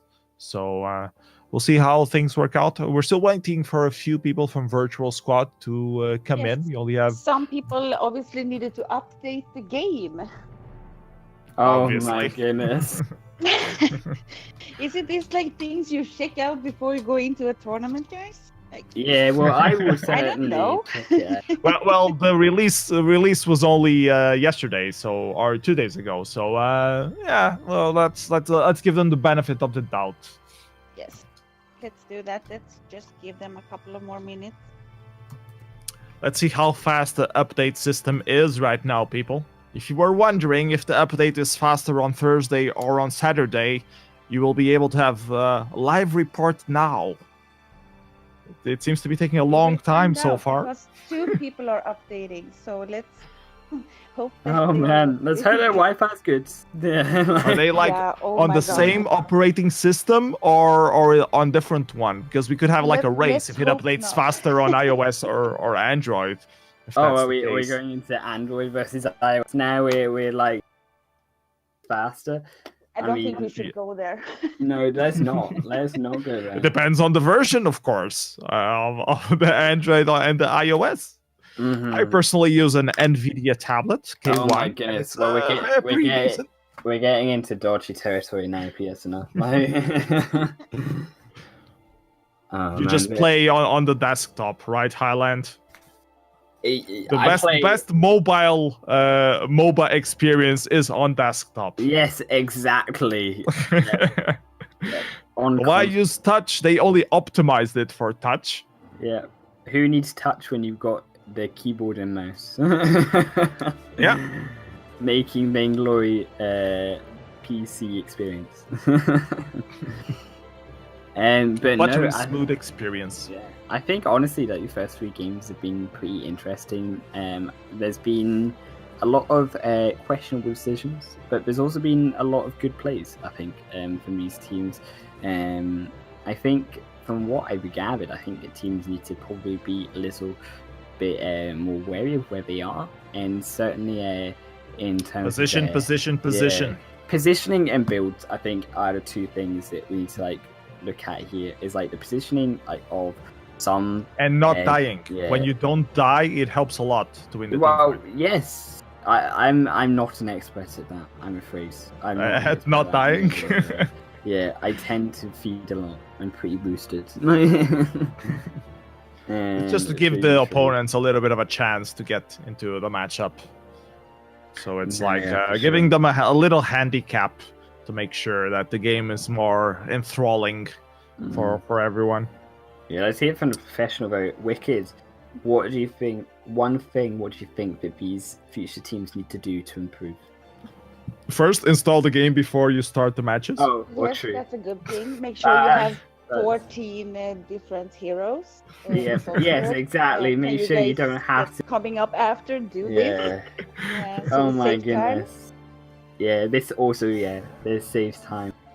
But I do think that maybe they should think a little bit more about how they draft, actually. They have this opportunity to get 2 bans. It's curious how things changed a little bit, because I was casting some 3 versus 3 matches on a few tournaments maybe a year ago, and it seemed like the meta was going a lot more for a full carry, hyper carry, 1 carry only and 2 supports. I think it could still be that. I think it could still be a hyper carry situation if you wanted it to be. But I think with certainly the early stages, teams don't want to risk, I think, the idea of only having 1 carry, and if it doesn't work, then they lose that and they're eliminated from the first round in the tournament. Yeah, but if you have 2 support carries I don't know, a Lorelei and a Grace, it's impossible to kill your carry before he kills you. Exactly. The water wall and divine intervention from the Lorelei and the Grace are so good, especially in 3-3, and also the Grace as well allows you to zone out your opponents again. Also with the splashdown on the Lorelei as well is another ability which you can use to zone out your opponents, especially on 3v3, where actually the splashdown covers pretty much an entire part of the jungle. So definitely 2 really strong heroes for 3v3. Yeah, I remember a few tournaments that I played where we had a hyper carry Baron or a hyper carry Vox or a hyper carry even Kestrel, and it just does so much damage, 4 attack items, no defense itemizations whatsoever. Just leave everything to your supports, the fountains, the crucibles, whatever. And it can really do a lot of damage, but you need to be high skilled to pull it off. And it's especially interesting to see that meta evolve, because it came from the 5 versus 5. They changed the meta on 5 versus 5 so much to have those more tanky itemization heroes to have more utility for a full 5 team, that they ended up coming into the 3 versus 3 and just make a little bit of sense to have a hyper carry instead of the 2 usual carries for the lane and the jungle. So I'm really curious to see if we are going to see more of that. We kind of saw that with one of the games where we had a hyper carry Celeste, but she wasn't really hitting the damage, so it ended up not quite working out for them. But I'm curious to see if we will have more teams doing that with a weapon carry, for example. Yeah, for sure. I definitely think going into these future games as well, like as I say, like the builds need to be on point. I think just you need to have a plan. As you say, Wicked, you need to be prepared with the fact that you've got 2 bans. You need to have a plan who you're going to be picking. You need to have a plan how you're going to be building to survive these games, because initially, if you are going to be going something like obviously we had the CP Finn, but we had a Finn, the Grumpjaw in I can't remember the other carry, but certainly a carry anyways.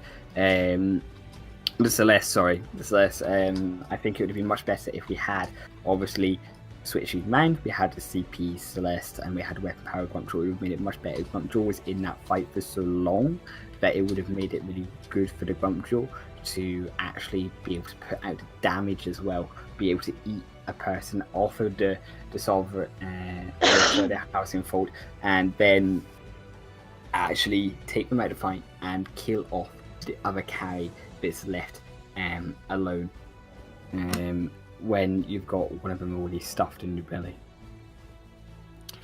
Alright, team 1 person has finished his update. His name is Samir IAI. Please give him a round of applause for finishing the update. Thank you, Samir. Woohoo! Very much appreciated. Now we still have one person. More. Yeah. Oh man. One more person. Honestly, and we should be ready to go. This is where you turn around and be like, so you got to sit in your base for 5 minutes while the other enemies get like a 5-minute head start because you failed to update the game. Like they get to take at least like they take at least 5 turrets in your vein crystal before you're allowed to move. I just got ordered to swap the sides here, so I guess I will do that. And we're waiting for a sub, so we're waiting on a sub now for the sides.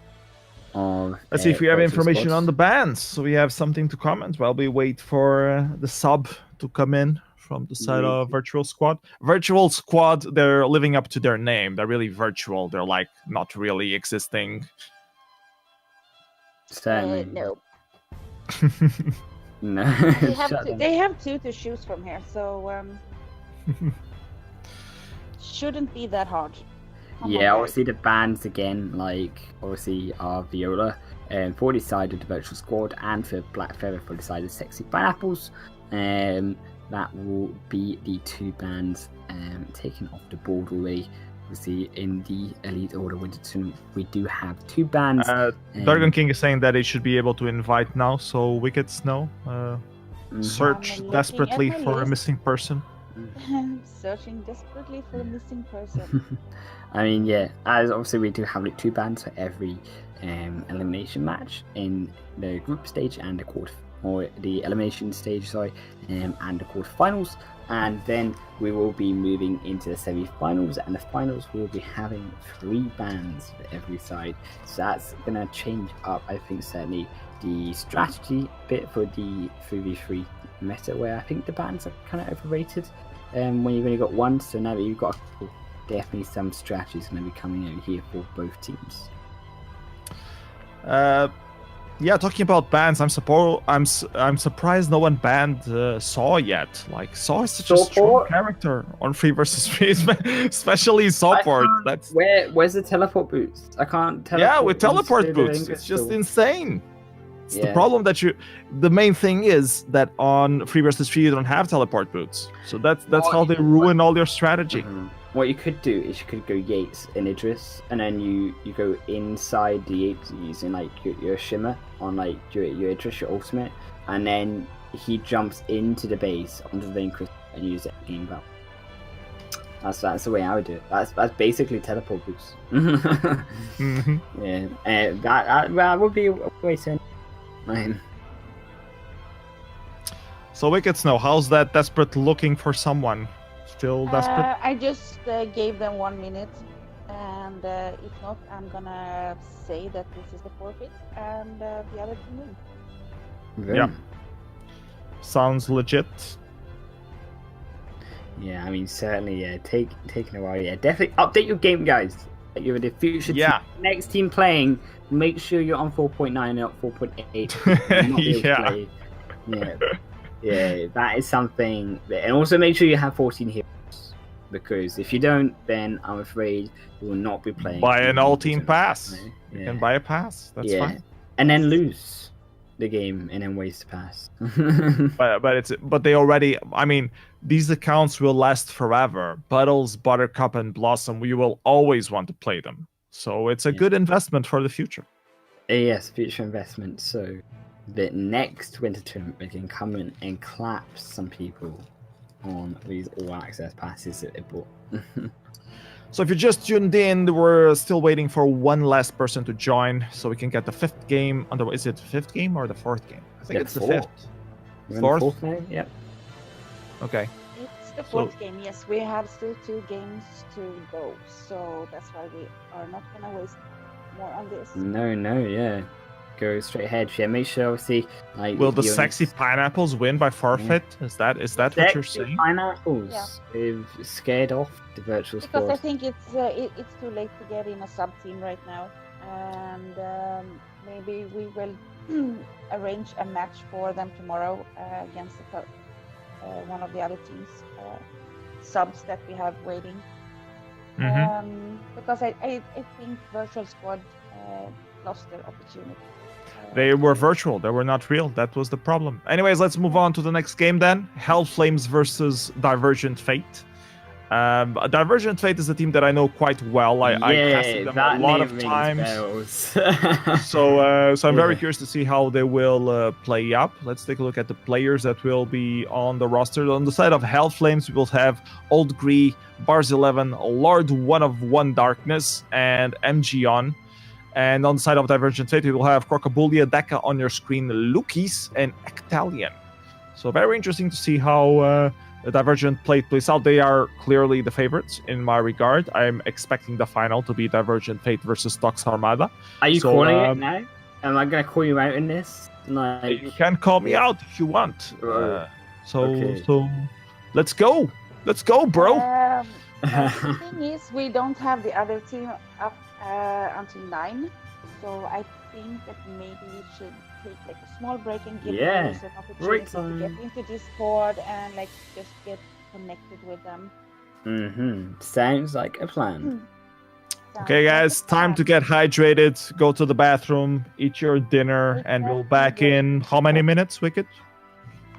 I would say we are going on in 12 minutes. Okay. Deka is saying on the chat that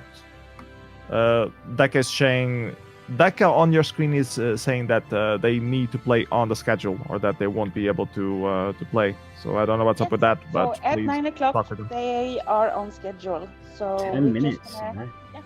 10 minutes. Yeah, 10 minutes from now. Okay. So come back in 10 minutes, guys. Remember to stay hydrated. Don't forget you're great.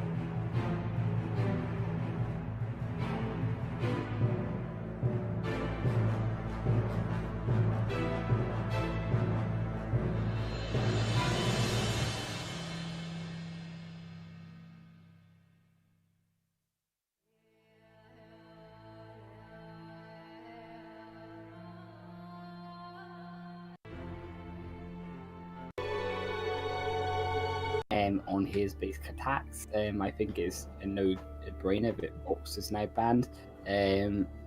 Tremwalker, one of these interesting ones that I think is depending on what kind of composition they're trying to go for. I'm not sure if they actually know health frames in games if they play Tremwalker.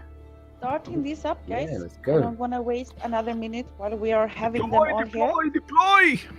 Deploy! Yeah, I think Tremwalker is one of these heroes that are specific and that they probably could be going for something like a Finn, like doing tanky in the front line. Arden, the best support is Arden. Yeah. Everybody knows that.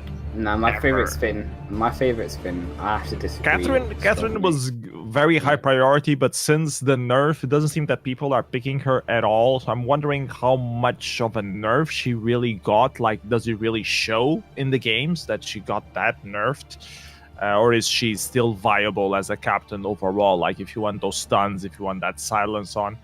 We seem to have the second ban on Blackfeather, which also seems pretty broken hero so far. 3 versus 3. Let's see what the side of Divergent Fate will go for the second ban. They will ban Sanfeng. And this leaves Hellflames to pick the first pick as, drumroll, wait for it. Pick saw, pick saw, pick saw, pick saw. Saw port for life. Petal! I got it! See, I call it. I say Petal and it comes out. I am a god at Vainglory. I thank everyone. You are drafting god Highland. Yeah, like, I can call bans before, like, or picks before you even, like, being... Now, the problem with Petal is that you need to be very aggressive early on, and against the Grumpjaw, it's going to be very hard to be aggressive early on. So it's going to be a very interesting matchup on the jungle straight off the bat between this Petal and the Grumpjaw. If the Petal, of course, stays in the jungle, because it can be a lane Petal, although it's not as strong, in my humble opinion, but still pretty viable. You know, Petal has the fastest attack speed of the entire game. Well, if you remove Saw after his spun up, then he has the fastest attack speed. But it seems they're going to pick up Gwen for the lane. So we'll have a Petal jungle indeed. And the Lorelei is the support role. So a lot of fish food coming out, trying to stun people up. Those water walls for extra burst of defense shield. Let's see what Divergent Fate will go for their lane carry.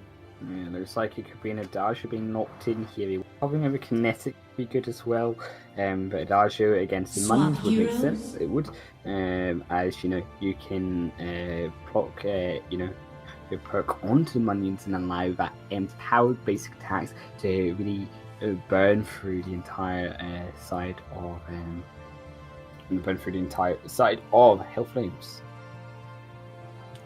Seems good. Nice draft. I think in terms of draft, they are pretty even out. I think there's a slight advantage for Divergent Fate, mostly because I favor Grumpjaw early on, but you need to play it well against Petal. If you lose those stacks, if you let the minions of Petal take those stacks away, then you're pretty much screwed. But if you keep attacking the minions, destroying them, keeping your stacks up, you can overlast that confrontation, and eventually they will run out of minions and you will be able to kill Petal off. So let's see how they play it off early game, if we will have any jungle invasions whatsoever. We are just now going into the Halcyon Fold. Looking for some Santa hats. I don't see any. I see some pumpkin hats. I see some halos. I don't see any Santa. So it feels bad, man. Yeah, Christmas not early enough. I think I can't wait for Christmas. I've got all my spices and stuff. I've got my cinnamon and raisin bagels I bought from the shop the other day. You know, I'm getting the Christmas spirit for everything. You're prepared. Yeah, I'm prepared, man. I'm prepared. And we look like the engagement is coming out here from this side of Divergent Fate. And Hellflames forced to back off to their own jungle. Hellflames definitely just have to respect the engagement and early game power that comes out from the Adagio and also the Grump and even the Lyra to an extent. So it's going to be hard for him in this early game, especially with something like a Petal. Adagio really is going to make Petal's life quite a misery. Grump is also very good as able to take probably the win, put Lorelei out the fight, and allow them just to focus on one carry, and they can then delete it down in the late game fight. Yeah, now Grump rotating here. Let's see if we have an early engage. Nope. Metal jumps out of the way. Tries to dive back in now, but not enough damage to really get a first blood out of this engage. Rotate back down, get that healing tree out. Yeah, right. Up again. Yeah, there's less than 2 minutes into the game. The gold lead is still even, but has been popular by Deca, as that was tough engagement there coming from both Barnes and Old Green. Having a lot of pressure in this lane. Dodging that fish food very skillfully there. Yeah, no pressure, no counter pressure coming from the side of the jungle either. So that's going to be a negative flash popped there already for Deca. It's going to make it hard for him to engage onto this fight. The fish food has connected onto the archer once again. And now Deca very low. When you already use the flask, we need to be careful. Yeah, Bob's really doing work here in the lane. Rockable, yeah. Really, No, I'm fine. I'm fine. This is fine. Yeah, the flask hasn't been popped crucially by Crocodile, so he's still got the flask in his kit. You know what I really miss, Highland? Minion candy. That's what I miss. Minion candy? Oh man. Well, I mean, certain rim for Deca if there was a minion candy in that wave, you know. Yeah. Might have another engage here where Barbs manages to get away from the claws, the tusks of that Grumpjaw. And this lane will get cleared, and another jungle rotation coming out. So Lord of Darkness will try to get this barrier tree ant, but the Grumpjaw is all over him. So maybe not. Maybe go to your own jungle, stay safe, wait for the late game. Well, I don't think a battle is very good late game. It's not going to be a very good late game, exactly. But then again, Grumpjaw also falls a bit down on the late game, so... Grumpjaw always has the stuff though, right? Like, Grumpjaw always is relevant no matter what time. And Petal will get those heals. Yeah. But I just think that Petal's going to fall off a bit, especially against, Adagio's Gift of Fire. Yeah, definitely. It's just going to be so hard for him to keep those minions alive as the game moves on and Adagio starts to get more items in his kit, because Adagio right now isn't going to be too strong against 2v1, but as we move on later he can start to really run down the enemy with the damage he's going to be having, and he's going to be out of this. Right, 4 minutes in, no kills. Feels bad, man. Crocodile lurking that shop, waiting for something. I just want some action. I want some kills. Run it down. Yeah. Putting down the blood. Yeah. Time for everyone to run it down. You know, like get the kills on the board. Back overextending a little bit there, getting punished by Bars. And now it's Old Queen that gets, I think he might have gotten disconnected. He kind of stopped there. And no, Bars 1 is one that gets killed in the end by Ectalion. Everything going wrong for Hell Flames on this matchup. They do manage to get the kill onto Adagio though. Yeah, Turret managing to finish that one off. They do manage to find a Petal though. Finally, I mean, they get her under her own turret. They're now looking for more. Now they need to be careful here. They're looking hard, but a fish food back next. Unfortunately, that's going to be it goes down. And I think he has to run for his life. Surprisingly, a bit over aggressive from the side of Divergent Fate. I thought they would be a bit more respectful. Certainly, the names of this team. You would think that they would respect the enemy team a little bit more. They were a bit cornered there. They had to go for the team fight, and they almost got it. I think it was the Aces High that manages to keep them alive. The healing buff, sorry. It didn't need that healing. They could have just taken the kill. offered Peta, which was already aggressive to take in the first place. He lost Adagio already for it. And then to continue to try to find a further lead is too much. So we should try and desperately get the first to try to go quick and go quickly.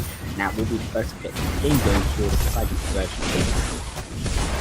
And Curious Itemization on the side of Divergent Fate, they're going for double CP. I was expecting a weapon, Grumpjaw, but apparently not. Ooh, nice fish food there. Catches 2 members, Deco almost dead. Italian tries to reverse, but ends up dying himself. Cocabulia has to run away into his healing pit. And now the chase down is real. This pedal wants blood. Not quite connecting anything. And the poke damage coming out. Deca ends up dying in the end. Well played from Health Flames doing the reversal here. And they will get a turret for themselves. Here comes a Grumpjaw for the teleport. Yeah, not quite. Not quite on time. Get any kills off. Yeah, I mean, I think just aggressive again inside of Divergent Fate. They're asking for a lot, and I like the fact that you pointed out this build here, PS enough, but they're not going for this double. They are sorry going for this double CP and not going for the weapon power Grumpjaw. I think that would have been much more powerful Spellfire, and isn't going to do that much. Considering the abilities don't really, they're not up too often anyway. They don't. Oh, if you have cooldown, you have them all up quite often. They don't do a lot of Spellfire damage, I think, is like, and also Spellfire.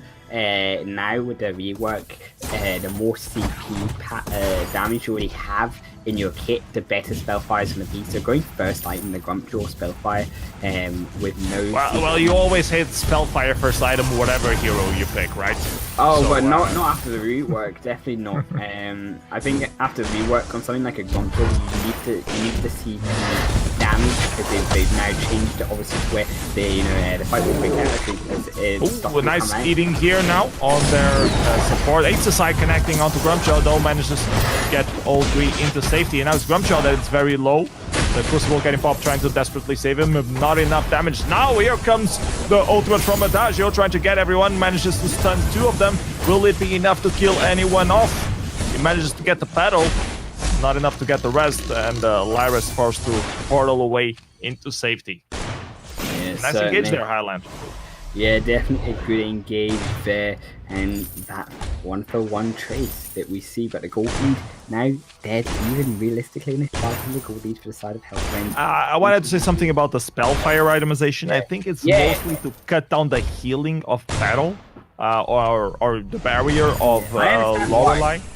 You have both a Lorelei and a But you could do that with Poison Shiv as well. So exactly, yeah. You could just go with Poison Shiv and do the exact same. I think Spellfire, Poison Shiv doesn't require 3 weapon power damage in your kit already, whereas Spellfire requires pre-CP in your kit to make the most of that item.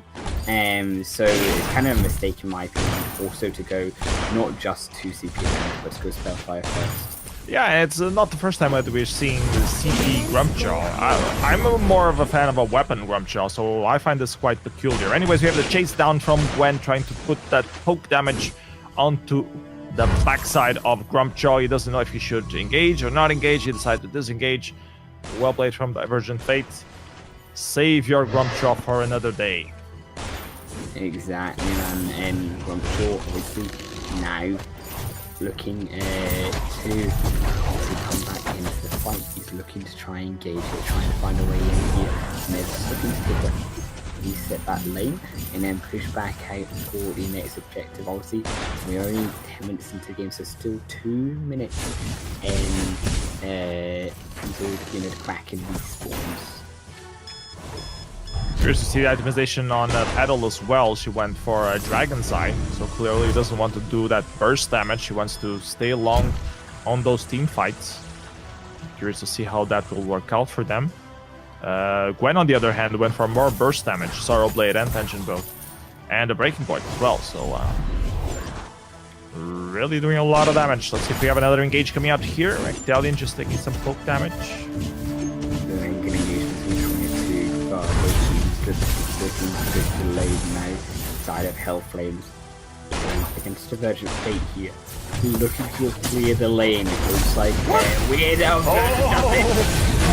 Find so much damage, and that will be the combination that they need. Bars goes down, both the petal already removed, and now Lorelei just running for her life. That was such a good play there. What about that combo there? Oh my god.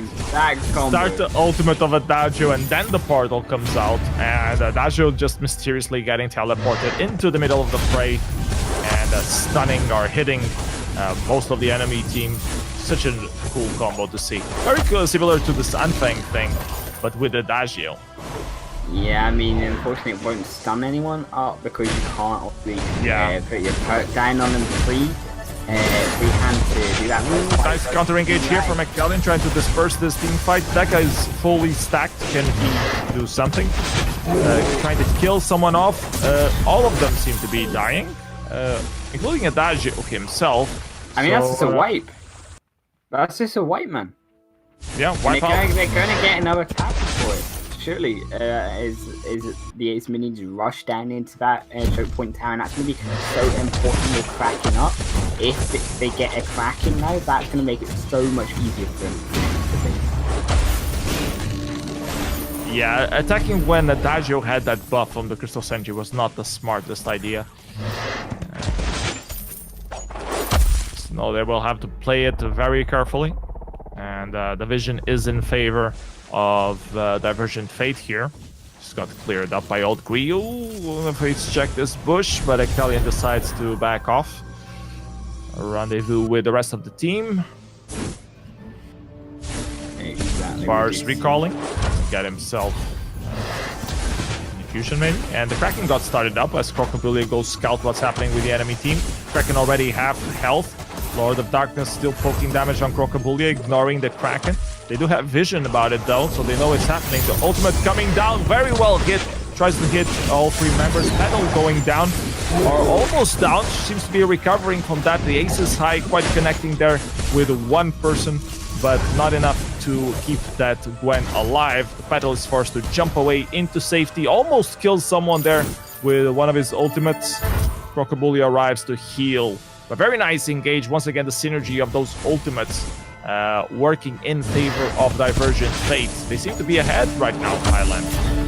Definitely just so much control actually there from the side of Divergent Fate to pull them away from cracking there. And now it's actually going to be not still enough. I thought Fish was going to get it there, but Divergent Fate did manage to secure the objective. It's cracking. How hard is it going to defend this Kraken? They do look like they've managed to pull them away from the objective though, which will give them the time that they need to take down this beast.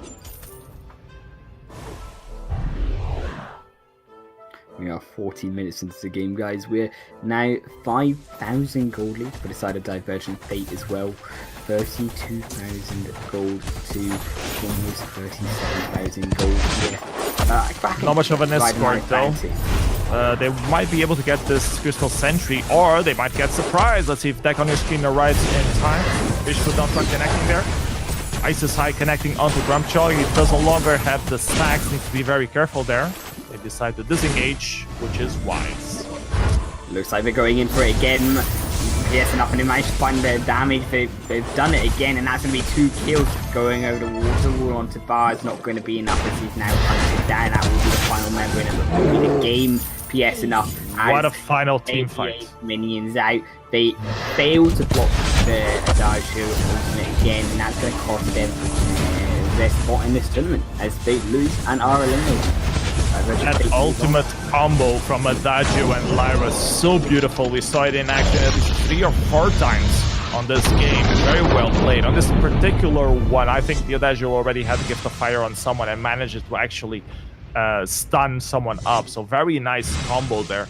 I wasn't very convinced with the double CP option there, but they managed to pull it off and make it work with those combos. So very well played. Congratulations to Divergent Fate. They move on in the tournament. Well played, Hell Flames. You put up a good fight, but not enough to kill off Divergent Fate. Yeah, definitely. Divergent Fate just too strong. Really good game. Really close. for a while. Yep, very close indeed. Let's see who we have next up on the fight. Let's see the schedule. It's looking like we will have Superior Squad versus Most Sports, the final game of today. Yes. We have the teams ready within a short moment. We hope so. Let's see the name of the teams. On the side of Superior Squad, we'll have Mac Jake, Stashel Panzer, Combo Man 2000, and Lunar Umbra. And on the side of Most Sports, we have Yo Means Yo, Mentos, Little Mo, and Phase 1. So let's see if we have the players available for the game to get started relatively soon. Should be a minute or two. Highland, speak to me. Yes, no, certainly. As obviously Superior Squad, obviously, and Most Sports, the last two teams for tonight's games that we've got going on, the 6-match from tonight. Superior Squad, as we say, again, a lot of unknowns, but I do know about Matt Jake Phase 1. These are players that we've seen past 3v3, so both on either teams, definitely going to be interesting to see if they're going to be playing with us today, and if they are, what they can be bringing to their squads. Yeah, definitely. I'm seeing a player that's not listed. I don't know if that's a substitute, a late substitute or not. Wicked, do you have any info on that? Which one are we looking at? Oh, the MGL. Yes. Yeah. He is one of their subs, actually. Okay. Because I think one of them are maybe we're not able to play. Okay, let's wait for the remaining players to join us. And the cameraman Yes. also. They say Yes. camera is important when you're streaming a tournament.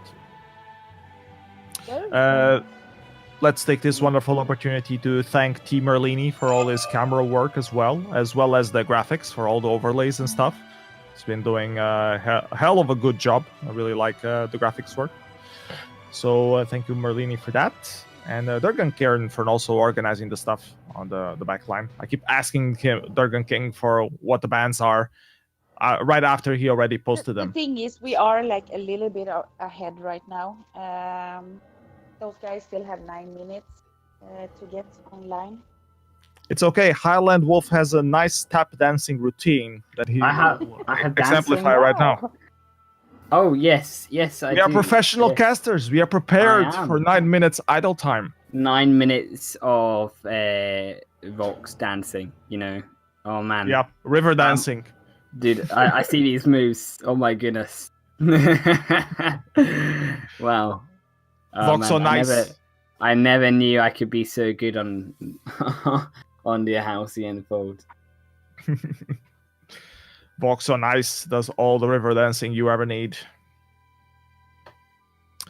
So it seems we'll have just a few minutes wait. So if you want to get yourself a little bathroom break or some water, now is the right time to do so.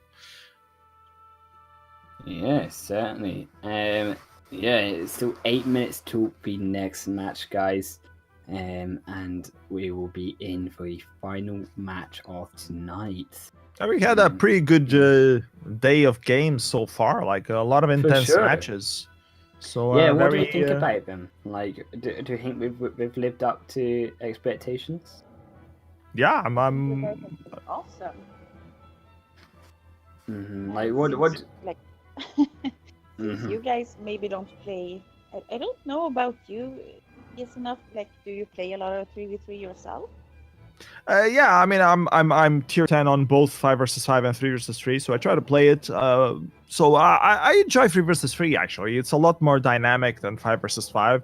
You don't have as much strategy, but I think it's more fun in some ways. I'm one of the guys that when 5 versus 5 got released, I felt like, I'm like, 3 versus 3 was what made Vainglory somewhat special. I mean, all MOBAs have that 5 versus 5 mid, top, and bottom thing, and what made Vainglory interesting was that the map was different, was smaller, was more compact, and the meta changes for 5 versus 5 sort of affected 3 versus 3 in a very strong way.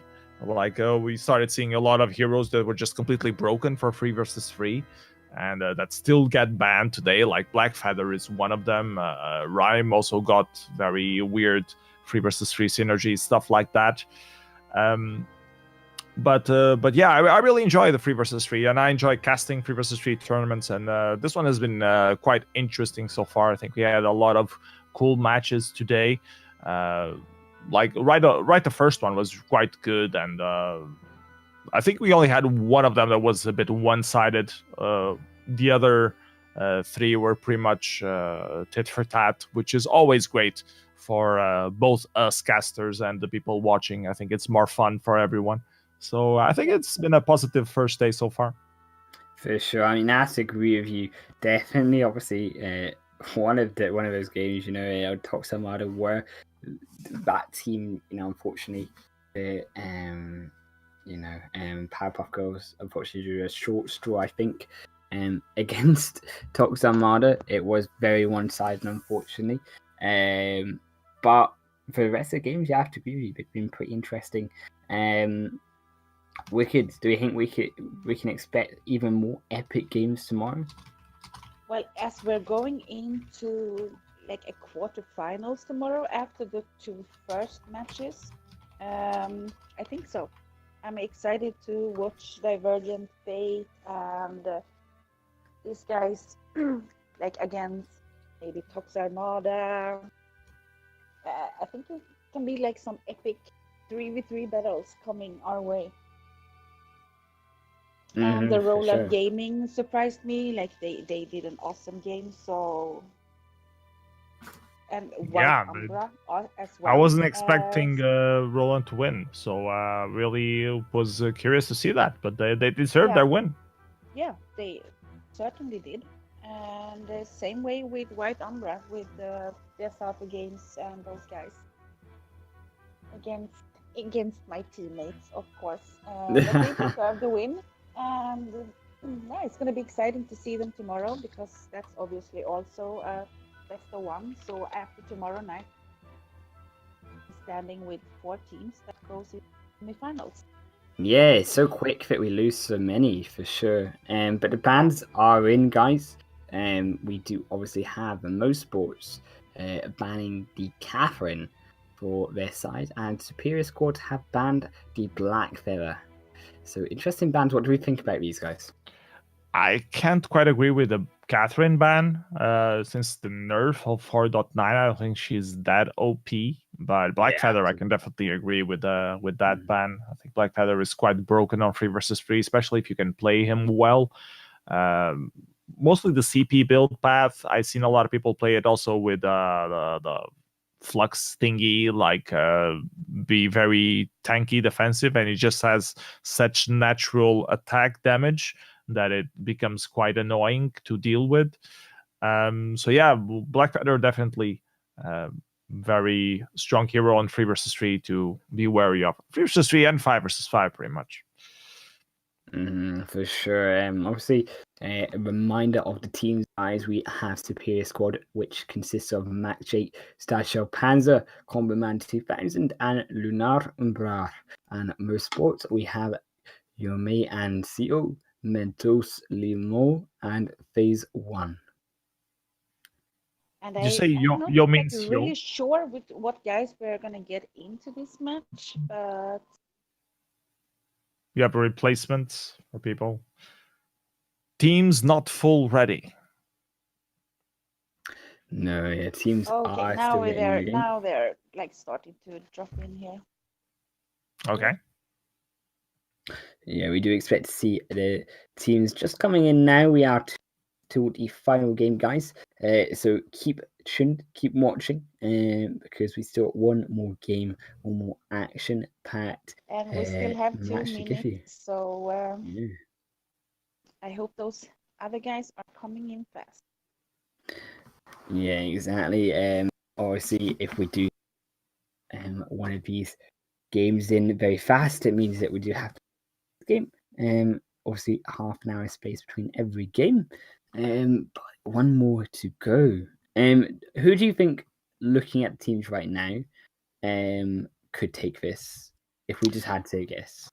Well, I don't really recognize people, but from the drafting strategy, I would say Superior Squad is more used to playing 3 vs 3 on update 4.9. So I'm going to vote Superior Squad based on that alone. But I don't really recognize any of these players, so it's really hard for me to take a guess on who would be more dominant. We're missing one player still from the side of Superior Squad. Wicked Snow White, who do you think win, Superior Squad or Most Sports? Well, I think the win will go to, not because the other team is bad, but Superior Squad plays really, really well. And what I know, like, these guys seem to be playing a lot together, and so does Most Sports. I'm not going to say anything. Like, they can surprise us. Lilmo is one of the best Celeste I have ever seen. She is not going to miss her balls that he sent out. I'm just going to say. Yeah. I mean, I have to agree with you. I think Superior Squad for me, like, as well. And then we have had an update, and it will be Vainglory's Angle will be playing instead of Matt Jake. So they're pretty much replacing the entire team except for Luna Rumbra. Yeah.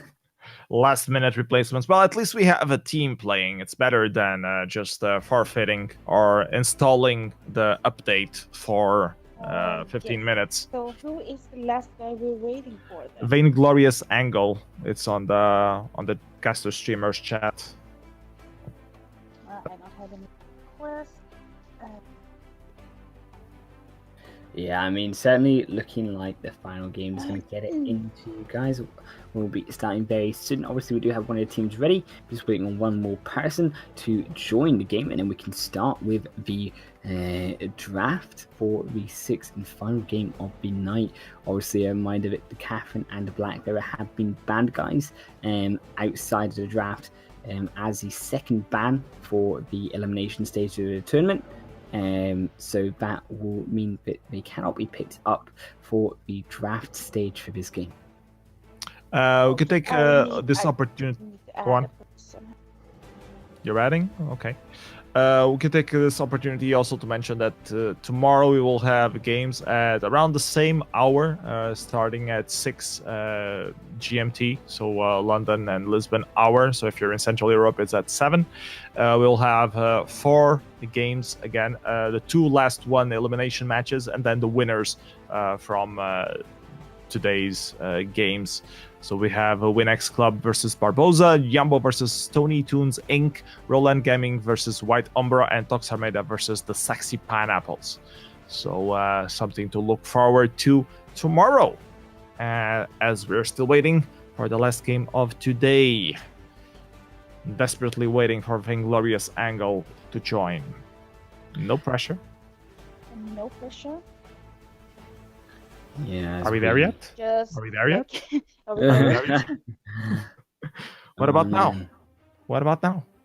Nope. Are we there yet? Nope. Nope. No, never. Okay, we have Mac Jake, we have Staffel Panzer, and Combo Man. So I think one of them should be. Yeah, so we still have to get Vainglorious Angle into the game.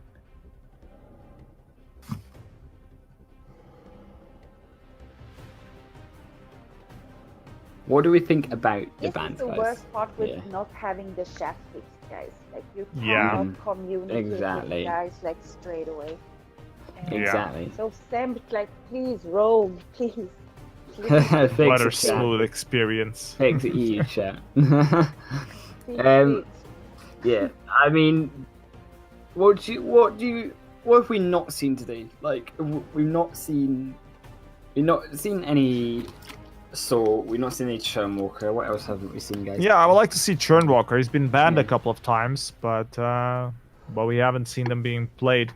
The bands, a reminder for the bands for this match will be Catherine and Blackfeather. People were asking on the chat. So I'm hoping to see some Churnwalker for a change. But what else haven't we seen? We haven't seen Sky. She was banned early on in the games, but we haven't seen her being played at all either. And I would like to see some Rhyme. I love Rhyme on 3 versus 3.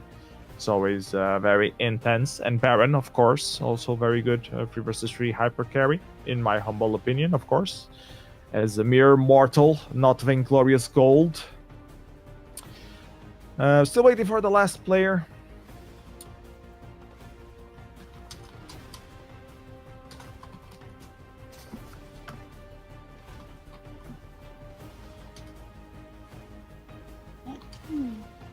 Yep, so we're still waiting on the last player, guys. And obviously, a reminder to the final teams, once again, we do have Superior Squad, who are going to be on the left side. I've changed names, so we have MLG 360, NoScope, Luna, Umbra, and we're looking at Vainglorious Angle to be the third member of that team. And on the right side, we do have Motorsports, Phase 1, Lilmo, and ZFX. Let me check.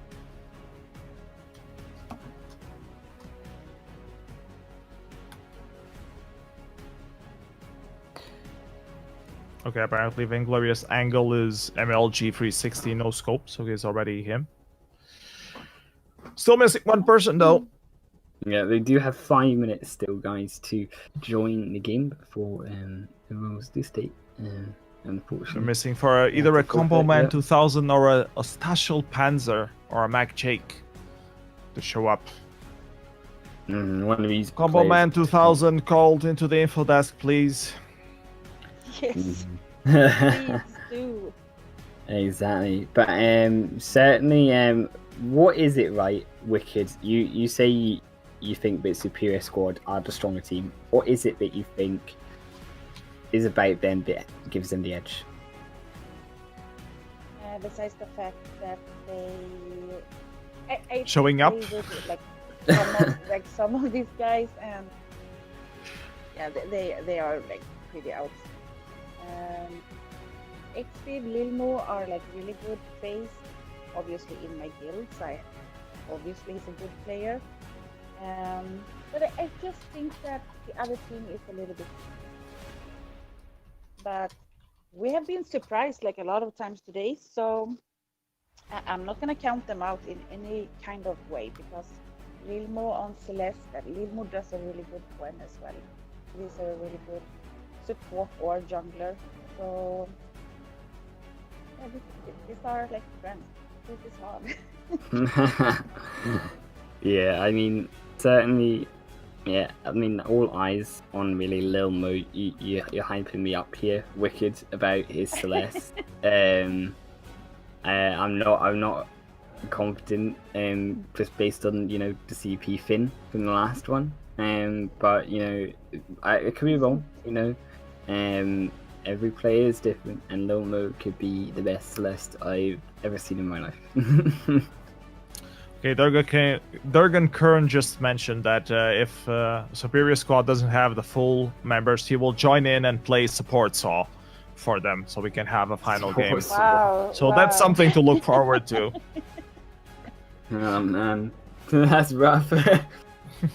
Feels bad, man. You can still win though. You have support Saw on your side. Support Saw. Imagine they win and then they knock them. Durgan Kin, he's in the team. Wait a couple more minutes, and then we'll have to give a forfeit if they can't find the last member. And then it's gonna be an easy win over for those sports. Yeah. We don't want to do that, guys. Come on, Superior. Yeah, we want some Squad. action Stand on the up Alcyon for your Fold. name. Yes. Yeah, but it's a Come on shame. and be superior. Yeah, I mean, a shame that obviously teams are failing to show up, but of course everyone is responsible for making it on time. I see a trend here. Every team that is called Squad in their name doesn't have members. It was Virtual Squad, and now it's Superior Squad. Oh, Yeah. it's It's a recurring thing. Yeah, it's a name thing. When you call yourself squad, you won't have a full squad. This is when we check very quickly, like Any the other teams. squads No, playing? there's no more squads. But tomorrow we do have obviously the final 2 teams in this first elimination stage before we get into finals, which will be Winx Club versus Barbosa, and then obviously Jambo versus Stunny Tunes Incorporated. Would be the final 4 teams to try secure those final 2 spots in the quarter-final match, guys. Tomorrow, starting at 7 p.m. CET or 6 p.m. UK time GMT. Tomorrow on the 1st, on the Sunday. And then we will also tomorrow be heading into our quarter-final matches, where we will see the winners of today and also the 2 final winners of the first round tomorrow go up against each other for a space in that semi-final best-of-3 series. That's going to be some close matches. At least Roll On Gaming versus White Tumber. That's going to be interesting to see at least. And Tox Armada as well. We haven't seen the Sexy Pineapples playing. They got a free win, but they're sexy. So that's babe, that's all you need, realistically, isn't it? That's all you need in Vainglory is to be a sexy pineapple. It is confirmed here, and you get through. I'm gonna make you guys so jealous now because I actually got invited. You got invited to the pineapples? To be part of the Sexy Pineapples? You've left me, Wickies. Can't believe this. How can you, how can anyone... How can you refuse? Name? I'm gonna start up my own team called Sexy Pairs, or I think... Sexy Peers, yeah. Sexy Pairs. Sounds good. Not as exotic, but pretty good. Yeah. Sexy Mango. I could call it. I could call it. Mango. Yeah, we can start counting fruits here, guys. Yeah, a sexy dragon fruit. Yeah. Oh yeah. Intimidating. And all your members are like Blackwing and it's me, not Black Claw. Ghost Ring. Yeah, like Ghost. that's the free. That's Ghost the free Claw and Blackwing. Yeah, the dragons and I. Like that's my freebie free team. Blackwing, Ghost Claw, and Scarf. Yeah, you can Those are take your Kraken. team names. I don't want Kraken. Yeah. All the dragons. Yeah. Your sub can be the Kraken. Yes, exactly. Yeah, the fake dragon. Or Kraken with wings. Yeah. We'll just get that edited on there for tomorrow. Yep. Yeah. Pro tip ideas right now, guys. So I'm giving these guys 1 minute now to get their stuff together. Get your Umbra is coming back. Invite Turgan King to the team. Yeah, yes, invite him in. We have a standby. That's what happens when our he has to play support have to go in. They support. I want to see that port soul shank. 10,000 damage. I can play on my desktop client as well if you want. Yeah, just put me in. So, do we have the bands, guys? This is going to be interesting. We have going to be a match. We have Catherine and Blackfeather as the bands. So Catherine and Blackfeather. Okay, well, I'm just going to wish Jurgen Quinn the best of luck. I hope he plays Saw. I hope he plays Saw. Let's see what's going to happen. Okay, good luck, everyone.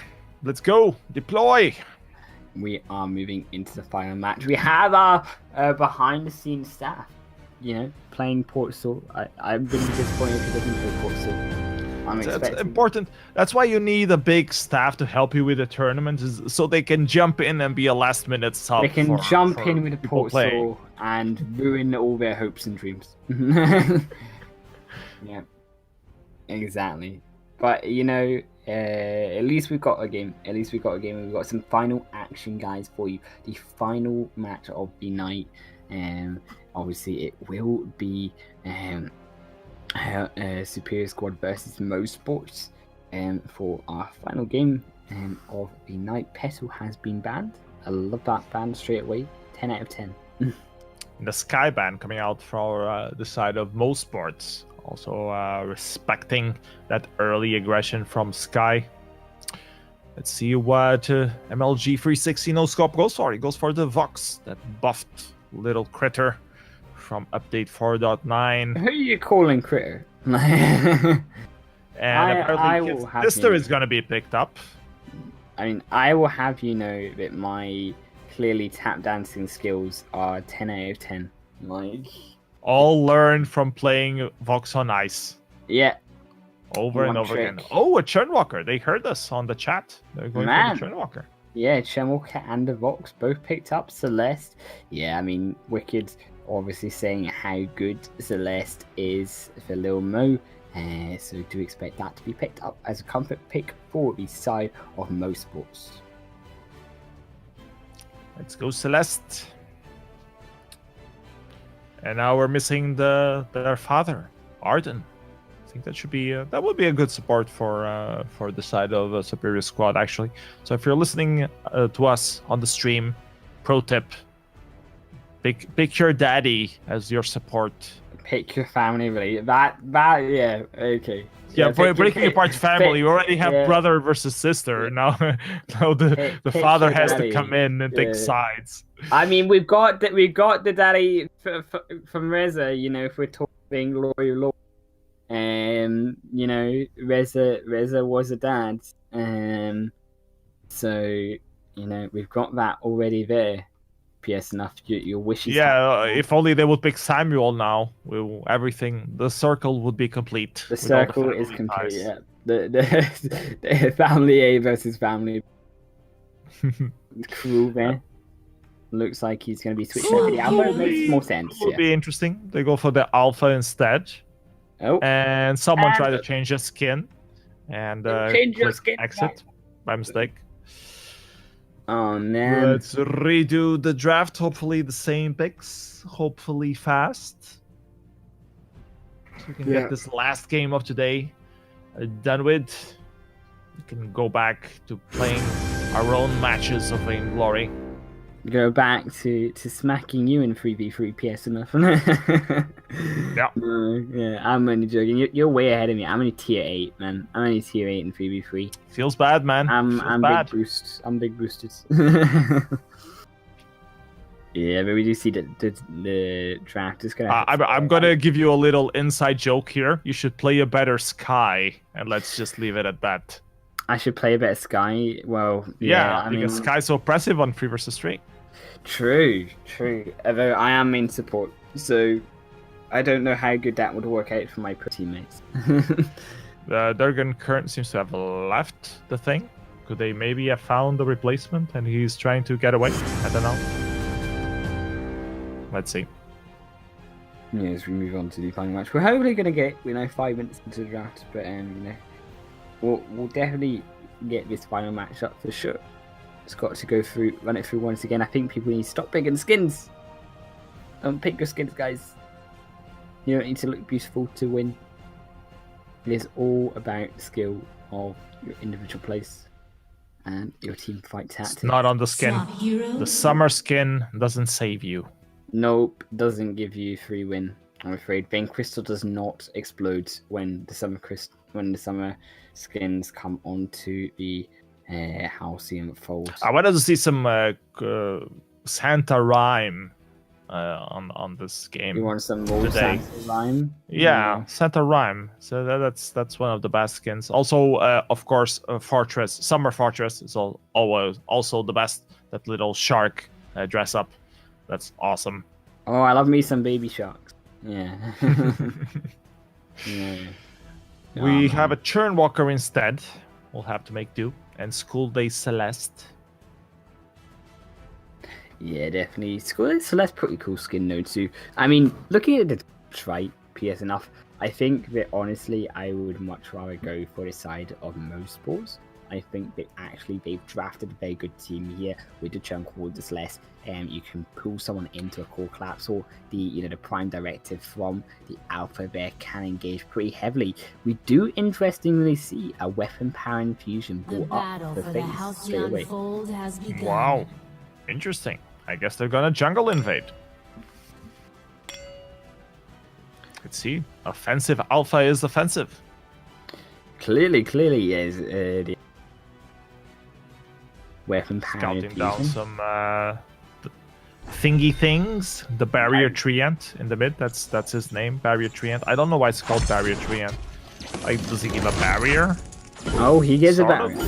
of. But then, He also gives a heal. He could be. yeah, the it's pretty much a regular treant.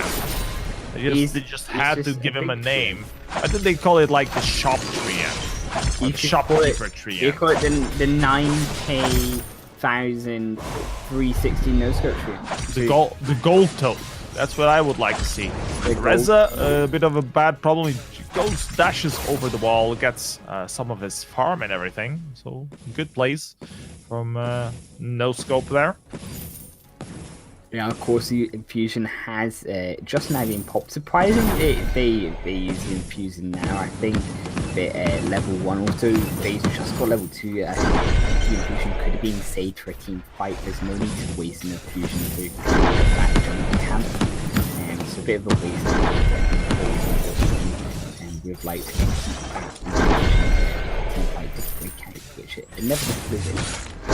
Queen fail from Durgan King, not quite connecting there. Nice try. Feels bad, man.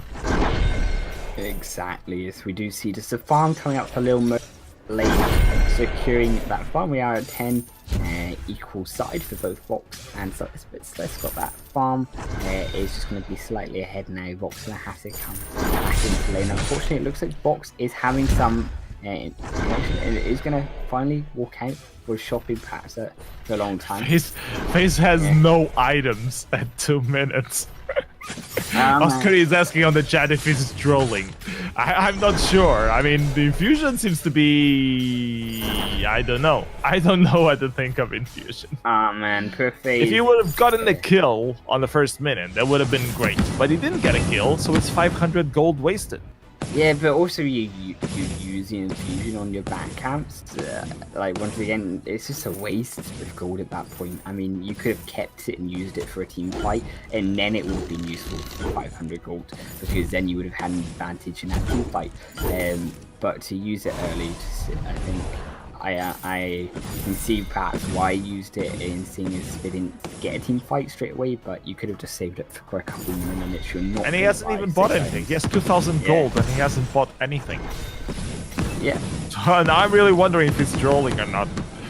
I mean, he's doing alright for FPS enough. I mean, he's still going, he's getting the jungle, he's invading successfully here with ZFX here as well. And they are managing to find... Durgan King with Impale, not quite connecting. They might have gotten him a kill on that Celeste connected. The people in the chat are saying that he's doing the no shop challenge. Oh, he just broke the challenge. He just bought something now. Bam. Now his items are going to come online, and this is where we can see the Alpha start to be this early game powerhouse. With the Alpha can be, and the root comes into the FX, but the core collapse is going to stun 2 minutes up, and that's going to be the disengage the side of the superior squads. Churnwalker laying down the chains. Durgan King laying out the missing impales. We are 4 minutes into the game, guys. We are about 7 this side of most sports, which is nothing really too shout about, but it's still not cool nonetheless. Is we continue the early game stages of the winter team. Yep, not much happening early game. We have now an engage on the bottom here between Alpha and 2 members of the team. Lunarumba joins the fray, and FaZe will have to use his reboot to kill someone off. First blood for Celeste there. Lance very low, will he able to die? Yes, he will. Another kill for the red team, and now no scope, forced to run away. He's chained up and he manages to get away. Solar Storm not quite connecting. Yeah, so some would have killed the Reza there, but going to miss Mr. Solar Storm. I mean, I'm gonna call you out in that one. Told me Lomo would never miss a Solar Storm. I feel lied to, but that will be the Unless, I mean, he's doing pretty well in core clap, so we'll give him that. Claps is having pretty consistent. And avoiding those impales from Durgan King. For sure, Durgan King still putting out that damage. Stormcrown first item for Durgan. Interestingly, because Stormcrown he's not faded the jungle that much, so I wonder why he's gone that, to be honest. So the impale hurts more, I guess. But if you wanted to go back, you can still tension and then really do the damage. I mean, tension per lance would work a lot more, I think, than the Stormcrown. I think that perhaps later in the game when we see the objectives around the core final, we see the objectives around the fact that is when perhaps Stormcrown will become useful. Just farming away. Here comes FaZe, trying to get someone off guard, maybe with a prime directive into the bush. Just waiting for the lane to push. Nope, rotating back down. No engage. Slower game than we had on the previous matchups. On this last game of today, 6 minutes in, only one team fight. Maybe FaZe will change that now. Chasing down Durgan Carrot. Nope, decides to go back. Yeah, obviously they're just his way better going to push that under a little moment. Very respectful, both of these teams, really choosing to go at each other, and despite the fact that perhaps I think it would have been wise for the side of esports to have been aggressive in this early game. Though we see this actually coming out from MLG 360 is going to go in Lil Mo has popped the flask already very early, so that's going to cost them the flask for the next team fight, which could affect team fight. Impale's not quite connecting. I think if one of those impales would connect on Celeste, they might be able to get a kill, but unfortunately Durgan Kern not quite as accurate as you would hope. Yeah, certainly. Here we are now, obviously 7.5 minutes into the game. Still 32 on that one team fight, as you mentioned, PS. But we do see 1.5 goal opening up this consistent farming in the lane, and doing a really good job of making sure that the queen is extended. Obviously, you do see a slight CS lead over the box, but also that early game push that came out again, that 2-man jungle invade early goes to Reza has a slight lead as well. It's all about late game, apparently. Certainly, it seems to be as we move into the end of the game and the mid game stages now. The root does finally land. The wait for it's going to land, but also going to do a lot of damage to the land. And now the Tread Dash has been used. They're not going to take down the land saving out and tower. Vox about half health. Good engage there without quite getting any kills from either side. Alpha getting caught off guard with an impale underneath the turret, but she still had her reboot, so it wasn't really that dangerous. Yeah, late game. This game is all about late game. Yeah, it seems to be PS enough. I mean, certainly I think if we get to the late game, I still think that Celeste on Lil Mo is really going to dominate these team fights. It's going to be up to this Reza to really burst down Lil Mo before he can get too many heliogenesis off against the enemy teammate before he can start stacking up that damage, because Lil Mo is already 2 items, just consistently farming, hasn't actually been this entire game, and as a result has been allowed to really stack up when the items can stack up the damage, and it's very hard for Luna Umbra and Lance to find. They do have the mobility to avoid those heliogenesis from Lil Mo, so have to see how it actually works out in terms of skill. Yeah, it's going to be all about the rollout, it's about the sonic zooms, about obviously another fight down here between Alpha and Reza. Prime directive waiting for it. There we go. Reza uses the solar storm, only clipping. Churnwalker wants to finish him off though, but misses the chain, so that's a no-go. Could have pulled him into the tree, and very good combination. Now Alpha in a there. bad position. Alpha still has the reboot there, where it's going to just absolutely wipe the box from the map, and now Churnwalker helping to take the res away from the fight. Lil Mo did actually take down the Crystal Sentry as well on the back of that. And now extending his gold lead to about 2,500 gold. They're slowly getting a bigger lead into the game. It may not be a fast gold lead that they're creating, but it's certainly not let up. Yeah, let's talk about builds real quick. We see Shattered Glass and Aftershock on that Reza. No mortal wounds. You might want to get a mortal wound, especially because of Alpha, as the gold miner goes to the side of most sports. You see Celeste with the Spellfire and the Evil Harvest, so she's going for the long game, not burst damage. I wonder what her next item will be, if it's the Dragon's Eye or just Shattered Glass. Yeah, I mean, definitely have to agree, like, base build from Celeste, I think is very important in Celeste work to get to the late game. This is where it seems to be going right now, and Lil Mo is going to be so impactful in these fights because the space falls off into the late game as the Alpha is going to be up to the Celeste. We do see the way for engagement going on, the silence does land, and now Lil Mo is going to be almost killed, but it will be the Fountain and Aquila back up, and now Alpha just goes straight back in and deletes the Reza from the fight. Troublemaker can escape. Soulstorm's going to go through, does land onto Lance, putting him down to half health, and the fight is over now, but the minions now ready to push onto that turret. With FX going to apply pressure. Now, Lil Mo applying that zoning pressure, putting Luna under back under his turret, and being to zone him out of the fight.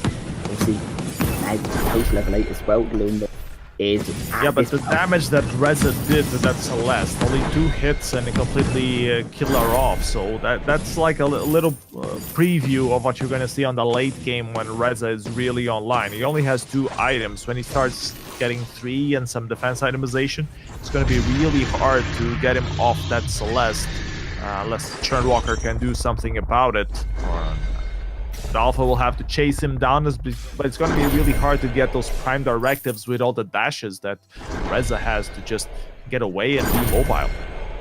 Exactly. Alright, another engage here. Celeste needs to be careful. The ultimate from Reza not quite connecting though. The Githian wall pushes away. Solar Storm connecting with 2 people, and a very dead Vox follows up from that. Nice team fight on the side of most sports this time.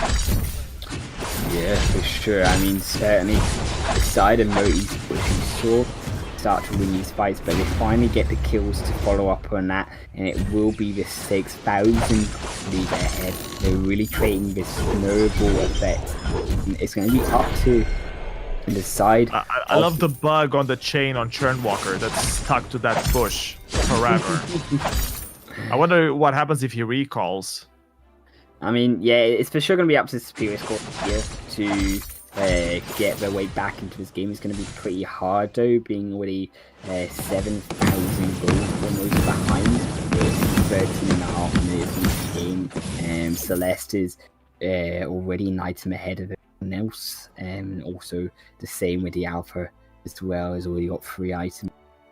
Second, Tyrant's Monocle to really blow up the side of the enemy carry.